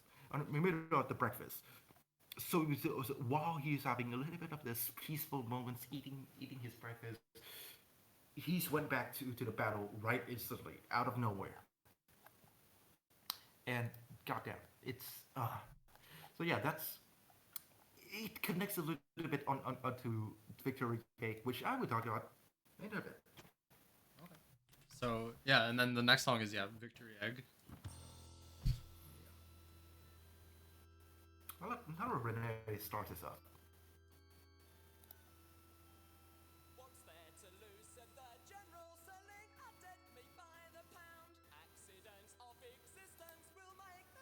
All right, wait, Rene. Oh, Rene, would you like to start us off?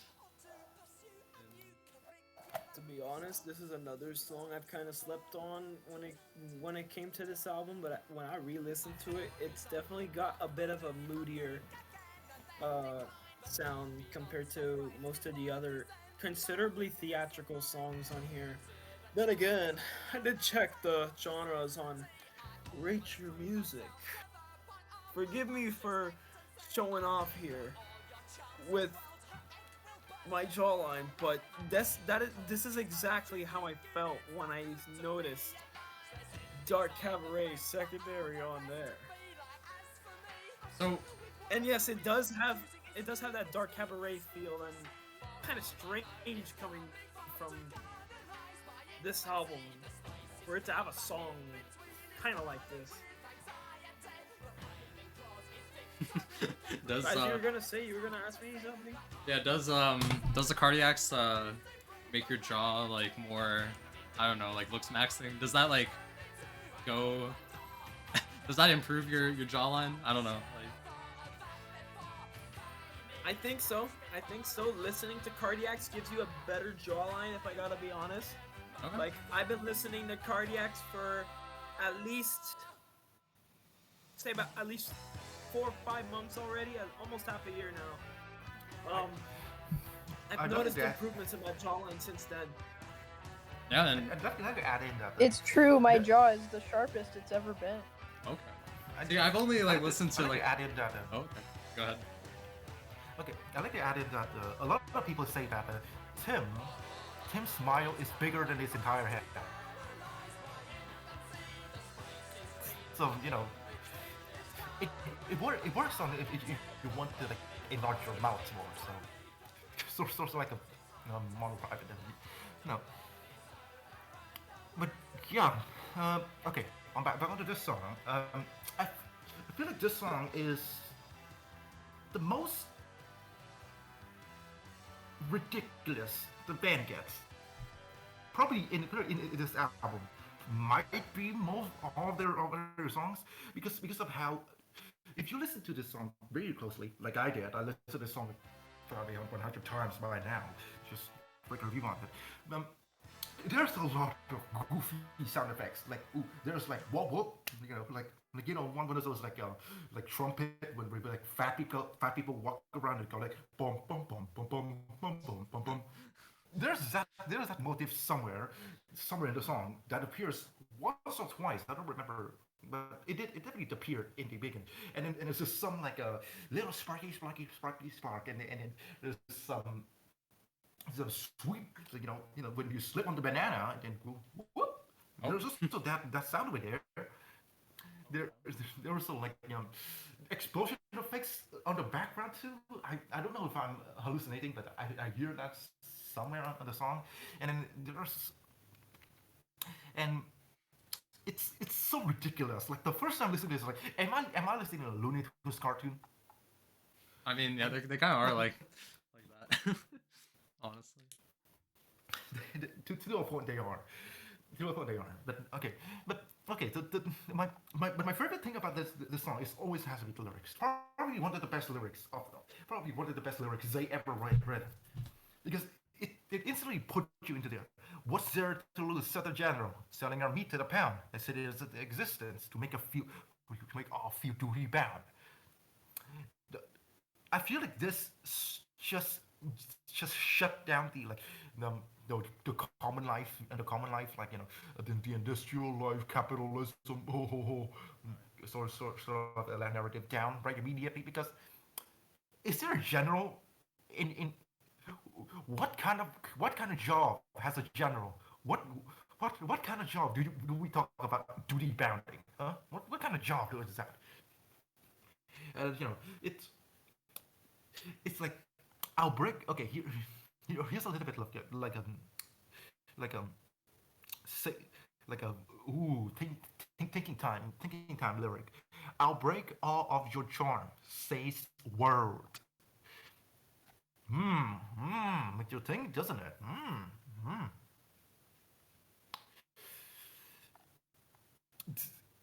Victory is like the end of the war for me. It's the end of the war where all the soldiers come into charge. Like the general is going like, what's there to lose? Let's just charge in and then go and oh, we'll win. And then they did win. They did win. We just like this song's called Victory Egg. We finally won. The war is over. 1945 came. Hitler killed himself. Hooray! And it goes into detail how well and the chord progression in general, it doesn't really feel victorious. It feels like a closure. It does feel like a closure. Like the ending, like da da da da bow, and it ends off very like a very what was it? Very A Day in a Life A Day in the Beatles, A Day in a Life, the ending of the A Day in a Life ends with the bam, the end of here like bam, subversion of expectation, as the people would say it, which makes me kind of feel weird how this song was released 21 years after A Day in a Life, while we've been over 50 years almost 70, almost 60 years after. No, was it 60 years? No, wait, okay, 76, right? So, yeah, almost 60 years after after the release of A Day in a Life, which is so crazy to me. Wait, 76? Oh, No, yeah, 70, 76. Yes, ha ha ha. yeah. Um, But yeah, wait, wait. but yeah, You, now,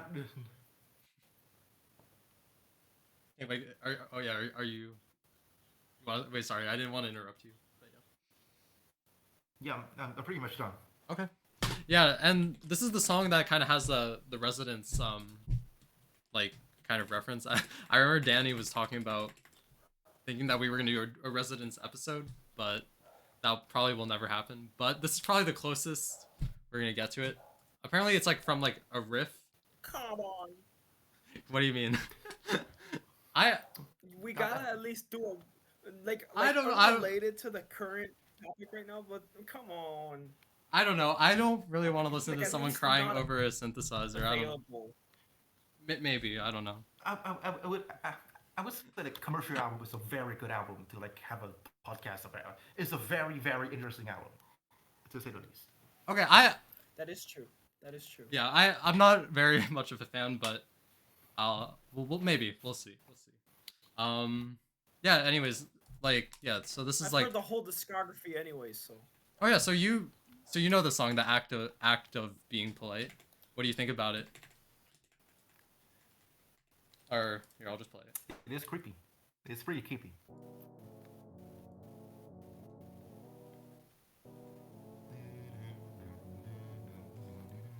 And then they just spit it out, and yeah. Yeah, and this would be like the main riff. Yeah, I mean, this song is mostly just an interlude in the album for me. It mostly works as an interlude in the album of yeah, the that's true. yeah, but like it's kind of weird, but you know, like, Resident is probably so influential, man. Resident is so influential. I Yeah, wouldn't- no doubt. Now here is where I would say Cardiacs, in my opinion, is the second most influential band ever Whoa. behind Kraftwerk. Really? It's yeah. If you really think about it, who has Cardiac's influence?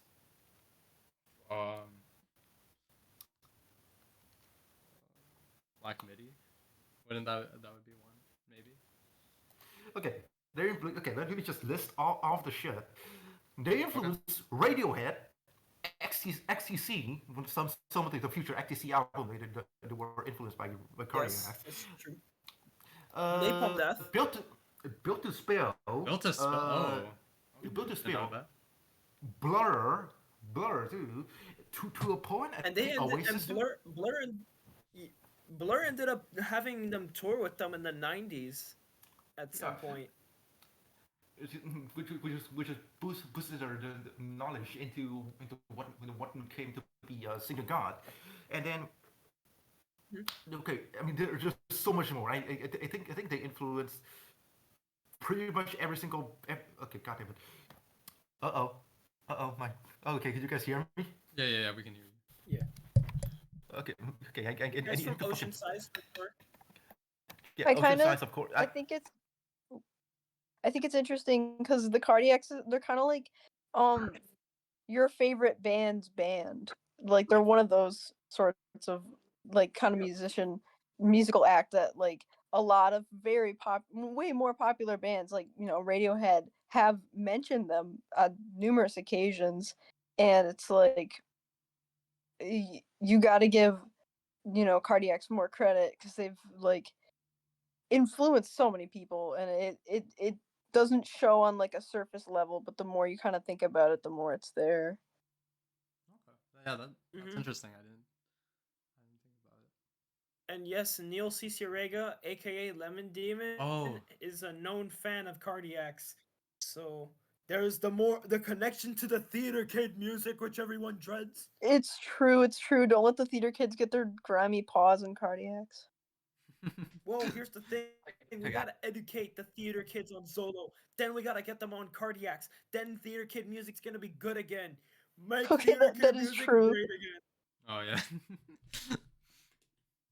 Yeah. To be honest, if everyone was influenced by cardiacs, the world would be a much better place.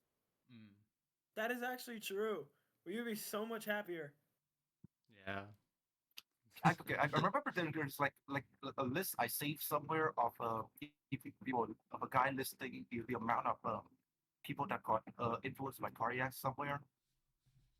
Uh, I remember there was okay, it's let me just search it up real quick. Not here, not here, not here, not here, not here. Okay, got it.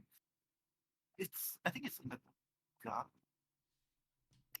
This because like the range that cardiacs reach is generally hard to like encapsulate. They influence so much people that it's sort of like the people they influence influence influenced Hmm. others. So that's 4 generations of influences. Well, And okay, I can't find the goddamn list for the love of God. Like, I think the list was uh,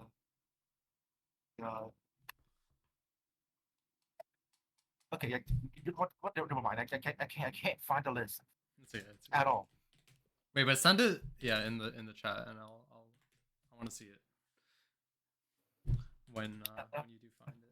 But yeah, you guys want to go to Yeah, the next song. I'm- RES. And yeah, that yeah, Alright. and that was from the main riff, so you'll definitely hear it. Yep, Okay, one of let's the best talk songs RES. on this album for sure. Oh yeah, and it has a really cool music video. It is. It has. My favorite part of the music video is the solo. The solo when Tim is like looking, just like playing the solo and looking at it. Ooh, look at dude. Oh, while casually busting out probably the best goddamn guitar solo I've ever heard in my life. The guitar solo is so good. It's really funny too because the whole tone of the song is like almost very comical, and then it just like you bring in the guitar solo and it's like, oh wow, these people are so musically and talented. It's very Frank Zappa. It is extremely Frank Zappa. Almost like was like Tim just like the feature of goddamn Frank Zappa on the album itself. It is great. It's great. But the thing I love the most about this song is that it encapsulates everything that is sort of everything that this album's about. Even though it was released beforehand on like the seaside, this song is everything a little man and a house and a whole world window is about. And it's so beautiful, written to because it's okay. You guys know Hey Ya by Outkast, right? Yeah, Outcast. No. Yeah. It's one of those kind of songs. It's a kind of song where like, ooh, listen to all this kind of like music shit. While the lyrics are the most gruesome thing you can ever think of. It's tough because this is not in a war anymore. This is not in a war anymore. This is the okay. So let me encapsulate everything. Also, it's like the perspective of like a mask, the facade is starting to crumble because the ridiculousness of the song truly does show how hard the kid over there, the kid is trying to get over his PTSD. Like you can read the lyrics of this is the return of That's the Way We All Come, the full return, not just the hinting. It's the it's the stitching time to say it's 9 in time, but just cast of 9 lives is sort of like that. You say your life is first to survive. In my mind, I can't stop dying. I wish there was no stopping in there. I cannot stop dying in my mind. So it's like there's a solo. Um, it's sort of like the kid is going through the fucking gauntlet right now. He's trying his best to just not getting consumed by his PTSD. Trying his best, but it keeps coming back. Like the will to lose on the mind, but that's the way we all go. Right back on the motive again. The people subsiding always is advising, but that's the way we all go. Quoting you correctly, the rating. It appears that needed understanding. Holding me with all this charm, resulting in me slipping and never falling down. And then this should be obvious. Give me something I don't need. My friend cried till his face bled really, really red. It stays with all my night. It was the worst me. And it's so gruesome. But the instrumental, it's literally just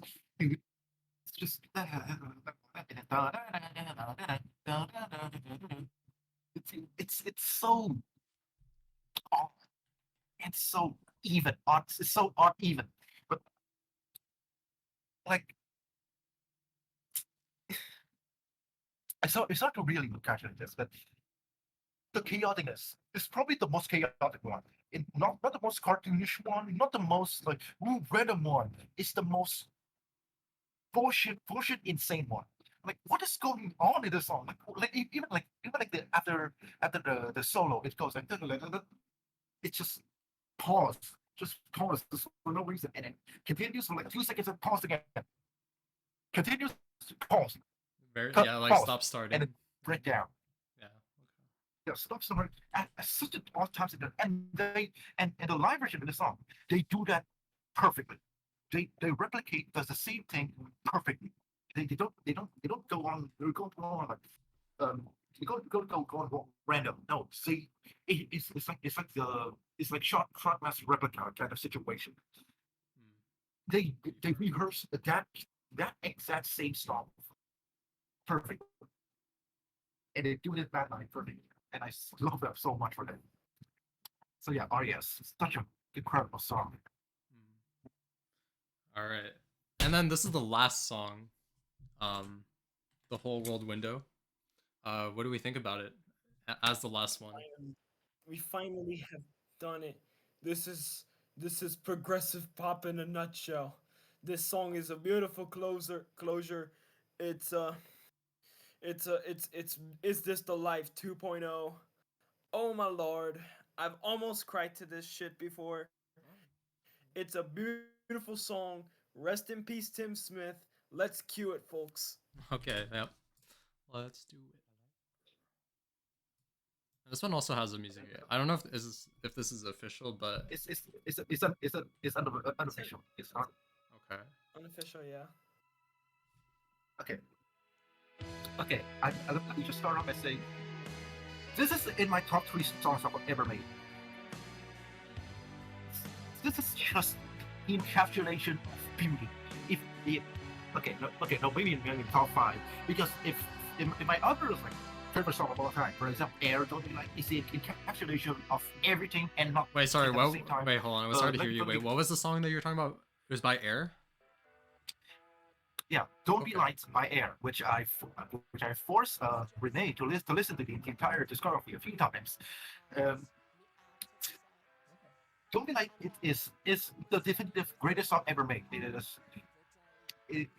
Let me give it an offshoot here that I just wanted to just wanted like give you the taste of how high do I rank the song.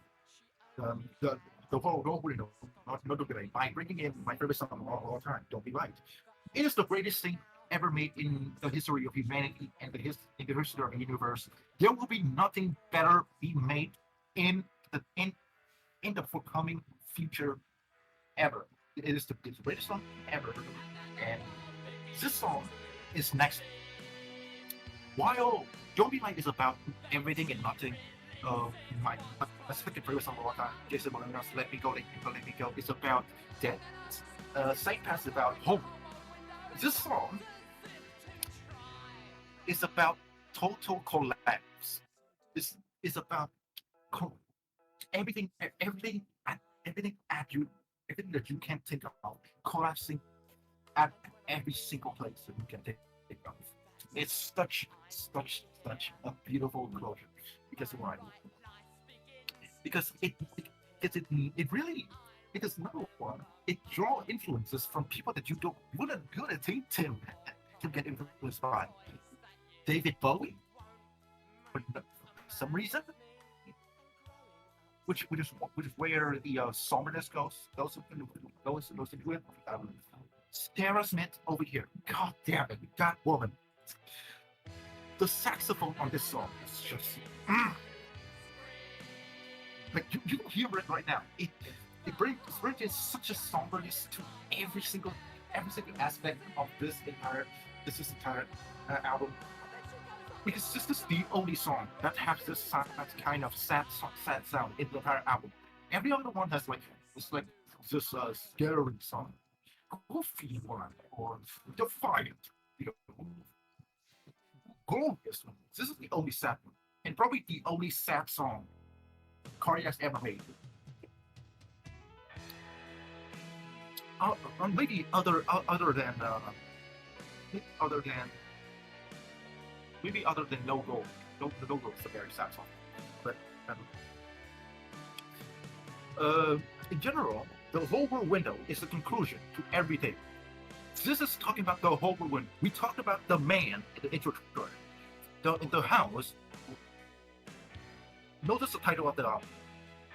The man, the little man, the house, and the whole window.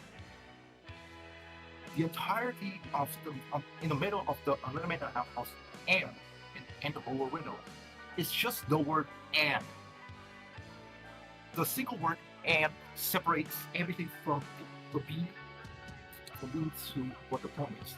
And the whole window is the facade. So this window is the same of looking through the glass, like the rose-tinted glasses. This is looking through the glasses of trying to see things at a more whimsical feel. And it really does nail it, everything. Like, right from the beginning, you can hear a little hello, not a hello like in diving. You can hear at the beginning, a little tiny little hello. It's very soft. It's like if everything doesn't matter. And the progression, man, I just talked about progression. It's very simple. It's an E to the G. It's the G sharp minor. E to the G sharp minor to the B minor, B minor, A sharp, G, A, D, E, C, and another C, and then an A minor, and then into this B. It's very simple. It's all what's it, open chords. I'm not really open chords. It's all the basic chords. Everyone can play this. But the way they make it unplayable, this song is somewhat unplayable for me, is the ending. The ending for me is unplayable. Because of how it's little motifs in the saxophone and the guitars, right? And I will get on to the ending a little bit later because I have so much to talk about ending. There will be a little second by second dive into the end of the song. But I would dive into the lyrics for a little bit because everything that I just said, all of the things that I just said on the living and the house was a lie, was a facade, was just a pretending of the kid that's just being going to there. It's just a funny world that hides me out of sight, and I will stay with her all through the day and through the night. And if she only had stopped making that hissing noise that haunts me now, makes a joke of all the other boys. This is the boy, the kid, talking about his sister. His sister, how he's so annoyed. She's so annoyed that she would make fun of make fun of him from his classmates, his neighbors, making him just stop making that sticking noise, and then, and then in the chorus, and then the world begins to see, and then she released what's closing down me, and yes, so the mother just break the whole world window, and turn as if to try. So do I. So that is about his sister. And then on about his mother. And when I'm really, that's when I'm really, my right life begins to disappear, which is the life he spent on with his life, with his sister mom. Like, his mom is comforting him, he's a good mom. And I, and my mom told me out of all the funny toys that you would make a man of me. And growing up is such an interesting to do, isn't it? It's not about the guy. It's not about trying to break the brick norm. No, it's not about oh, this. No, it was just a kid getting bullied and made fun of by his own friends and family so that he's trying to make an escape. So he joined the military to join that escape. It's a kid in the military trying to just get a new life. He doesn't want that life anymore. He made fun of his mom, by his sister, by his friends, by families. He doesn't want to do that anymore. And and then it goes it goes it goes finally into the break final chorus part, and then all like begin to scream, which is his entire family screaming like, where is he? Where's my boy? Where's my son? Where's my brother? Where's my friend? Everyone just screaming like, what? Where did he go? The whole world changes like I've never seen. He's starting to grow up now, 16, going to 17. He's starting to grow up. And then she goes up to the window and lifts into the sky. I'm, I think you guys can get out what does that mean. She over here can mean either his mom or his sister. So they were overwhelmed by the fact that their son, and the brother have went into the military. That they jump out the window and commit suicide. So do I. So do I. Began the final breakdown. Then this is when the main character returns home to see, ha ha ha, look at him. It's useless now that we created my own bloody monster. It's my bloody monster, my fucking monster over here. But bloody fuck off. Get fuck off. When, where everyone, his neighbor, is looking into the window of this man that's been hiding from his grief all the entire time. We're now putting not in his perspective. We're now just simple bystander looking through the window that he's been looking through the entire time. That we see this man, this broken man, going insane for trying to dodge grief, being alone in his house. That's going insane, trying to get help, but nothing goes on. He goes, fuck off, get off, fuck off, fucking wanker, fuck off, wanker. And it's useless now that I created my own monster. Oh my god, it's the whole world went there. And then he got into a song, not really a song, but someone talks to him. Will you sit down? And is everyone happy? There's a sign, that say everyone is happy. The entire band except Tibetan is singing that part, by the way. Well, I for once is, and most certainly not, is everyone happy? Is this just the mud that breaks the whole world window? The thing that his mom and his sister comes to mind again, and I turn this up as if to try. Poor soldier, now you're created your own monster, being the whole world window. Then turn as if to try. And the final breakdown of the song comes on, and this is my favorite part of any goddamn fucking song ever. Each second right, right in there. You can play it and you listen to the final breakdown. You can listen to it and you can hear. First of all, there is.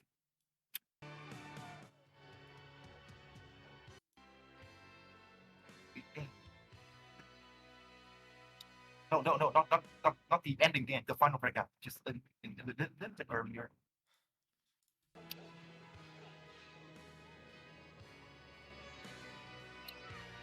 Okay, little bit. Okay, it's at the part, but like a little bit earlier. Little easy, little bit, and.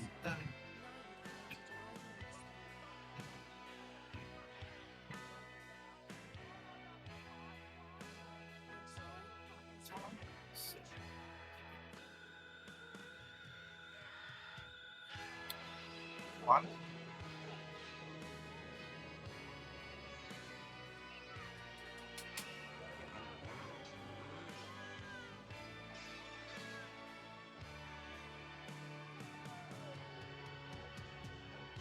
And okay, that's all. That's all. Um, and there's five time cues of it. Right on the breakdown, we hear a window breaking. The whole window finally broke, and then there's babies crying. The memories of him having to face having to look to face the baby having to face the murder the, the face babies being killed of and there's like a tank rooming away, memories of him having to face the tank, um, people screaming, him having to face the memories of him shooting civilians, everything. And of course the little bump of the scary looking man speaking something that he that's gibberish that he doesn't understand, of a German that's speaking, that's torturing him, that's wanting him to like reveal the base secrets, every single thing. It culminates. It all comes back to him in this one final rush. He cannot take it anymore. He cannot take it anymore. So then, at the end of the album, to put the album to an end, he took his trusty 12-gauge shotgun, put it into his roof of the mouth, pulled the trigger, and the album ends.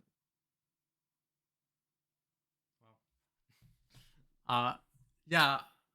By the way, during live performances, they would pull out a party popper filled with confetti on stage. Well, actually, no. I think it was just like at the top of the stage. They would just drop a shit ton of confetti during the breakdown.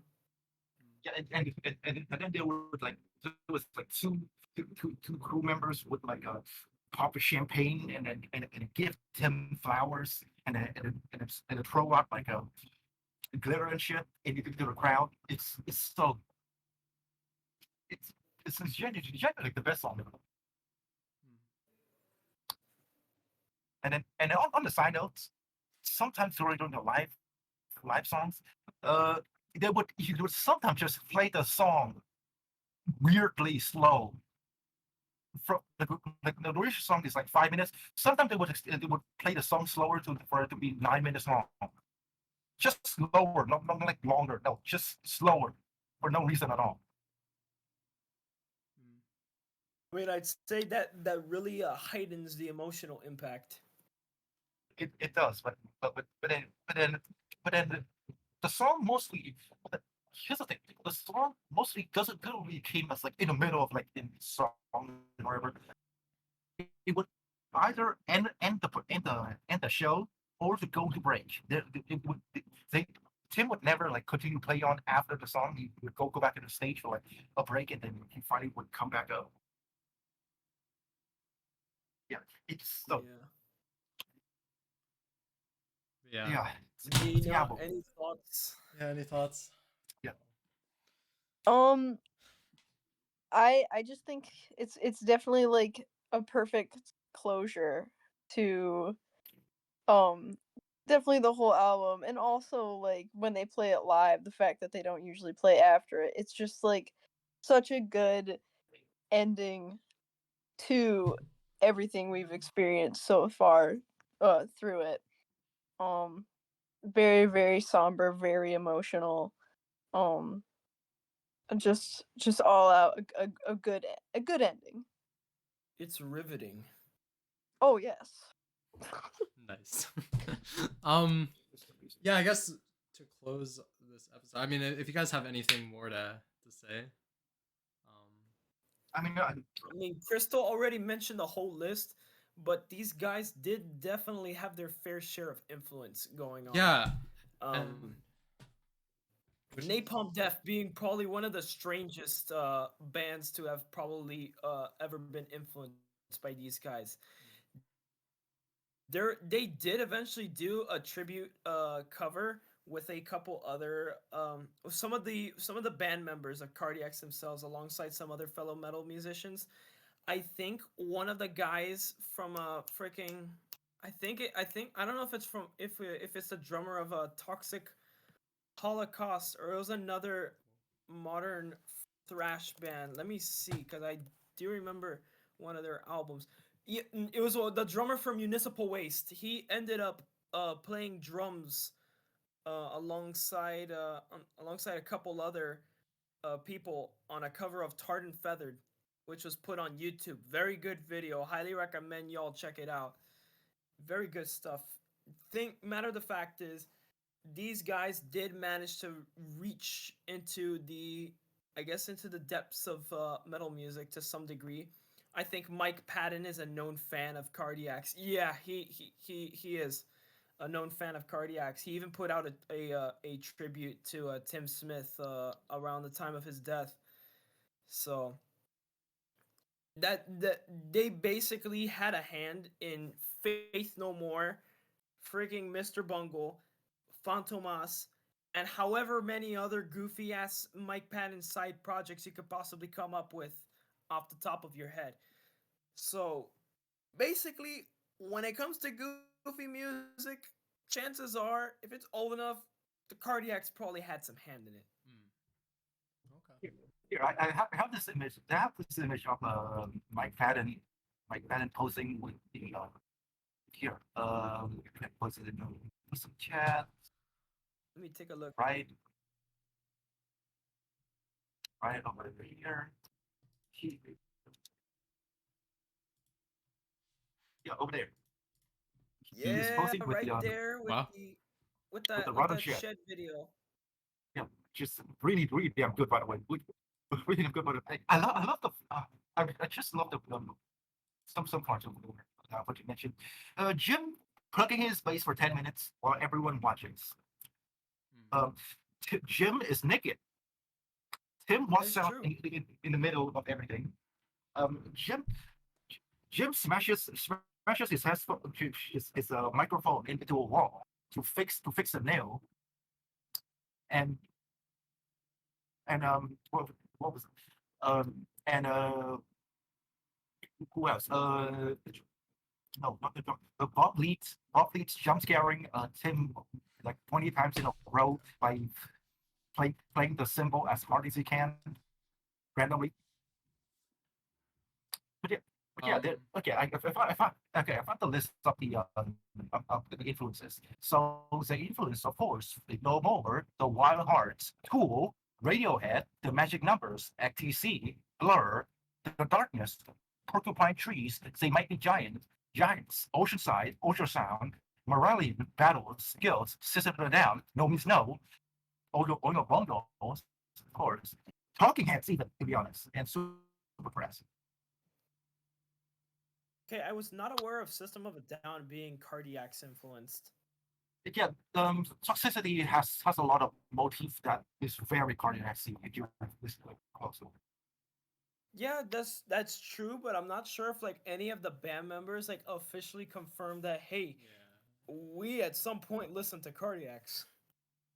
I mean, I don't think anyone on the band ever really talk about their influence that much. True. But yeah, uh, okay. One more thing about this album is in 2023, ABC, as far as is concerned, released the box set and the deluxe version for A Little Minute of More. in a house on a whole world window that contains the original album containing I Mean in Bed. So the workhouse sessions, which has some of the singles such as "There's Too Many Irons in the Fire" or "Spectacular," "Script Gaze," "Clash," and a re-recorded version of "Gina La Brigada," some radio sessions that they played on, and a 1987 concert that they performed, which has the infamously 9 minutes long "The Whole World Window." And this is infamous because this is the final thing Tim Smith ever worked on before he died. The final thing that he ever worked on ever. And I'm a proud owner of it. I have it right here. Well, not right here, but I have it in my basement. I have it here. And it is just perfect. It's just perfect. Everything that I ever from this album, all all about it. It is this 3 hour long box set. Yeah, and I guess like, what would you guys like recommend? You know, to people that really like this album, like maybe something that's not from the Cardiacs, but like, something that's similar. Or I mean, beside the entirety of Cardiac's discography, I would recommend them specifically Trans Europa Express by Kraftwerk because that will not because that is such an incredible album. Six Man, by no means no.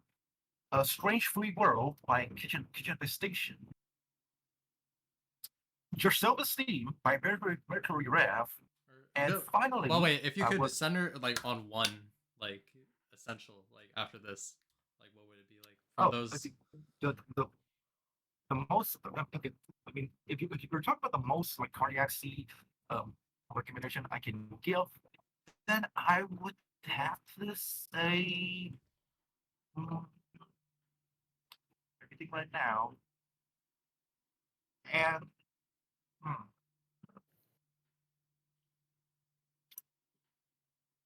I would say Sparkle Horse, Viva the Sea Submarine, Oh, Transmission Call. that's actually a really interesting one. Like, It is they. I mean, Sparkle Horse influenced Radiohead, so there's that thing got in common. But I really like that yeah, album.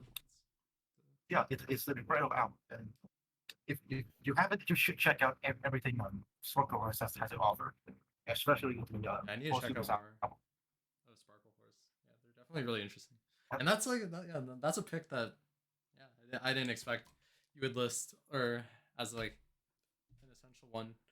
I guess, Nina, what do you think?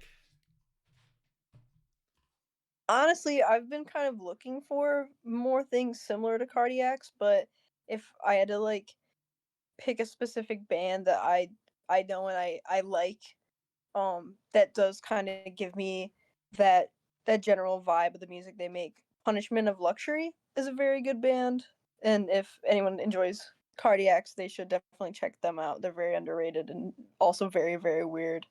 Hmm. Any particular album of theirs you'd like to choose? Yes, they don't have that many, but Laughing Academy is good. It's 1979. It's strange. Jumps around a bit with genre. Uh, it's very fun all around. I've seen this one around before. I've Yes, seen it in yes, the Art Punk charts. You it's know good. me. I'm gonna get on it soon. Ignore my voice here, but Thanks, um. Kermit. If you All listen right. to it, tell me what you think, cause it's very good. I Oh yeah, listen will. to it I will. once. Don't Once. worry. But to answer Jovic's question ahead of time before he could possibly ask me, I'd say that if you wanted to look for something like Cardiacs here, then I'd recommend Black Bubblegum by Eric Okay, we're not going that route now. I mean, if that's your While I do love, pick, then I mean, all the power to you. But yeah, I mean, while I do love that album, it's a little bit too far detached from what Cardiacs really does. It has a very Zolo-ish sound to it, and of course, it's very kooky and quirky, yeah, but it's definitely. not on the level of insane that Cardiacs really does it. and of course, Jovic, you can definitely confirm. I mean, yeah, of course. It's a really, yeah, it's a unique one. It's like it's very all over the place too.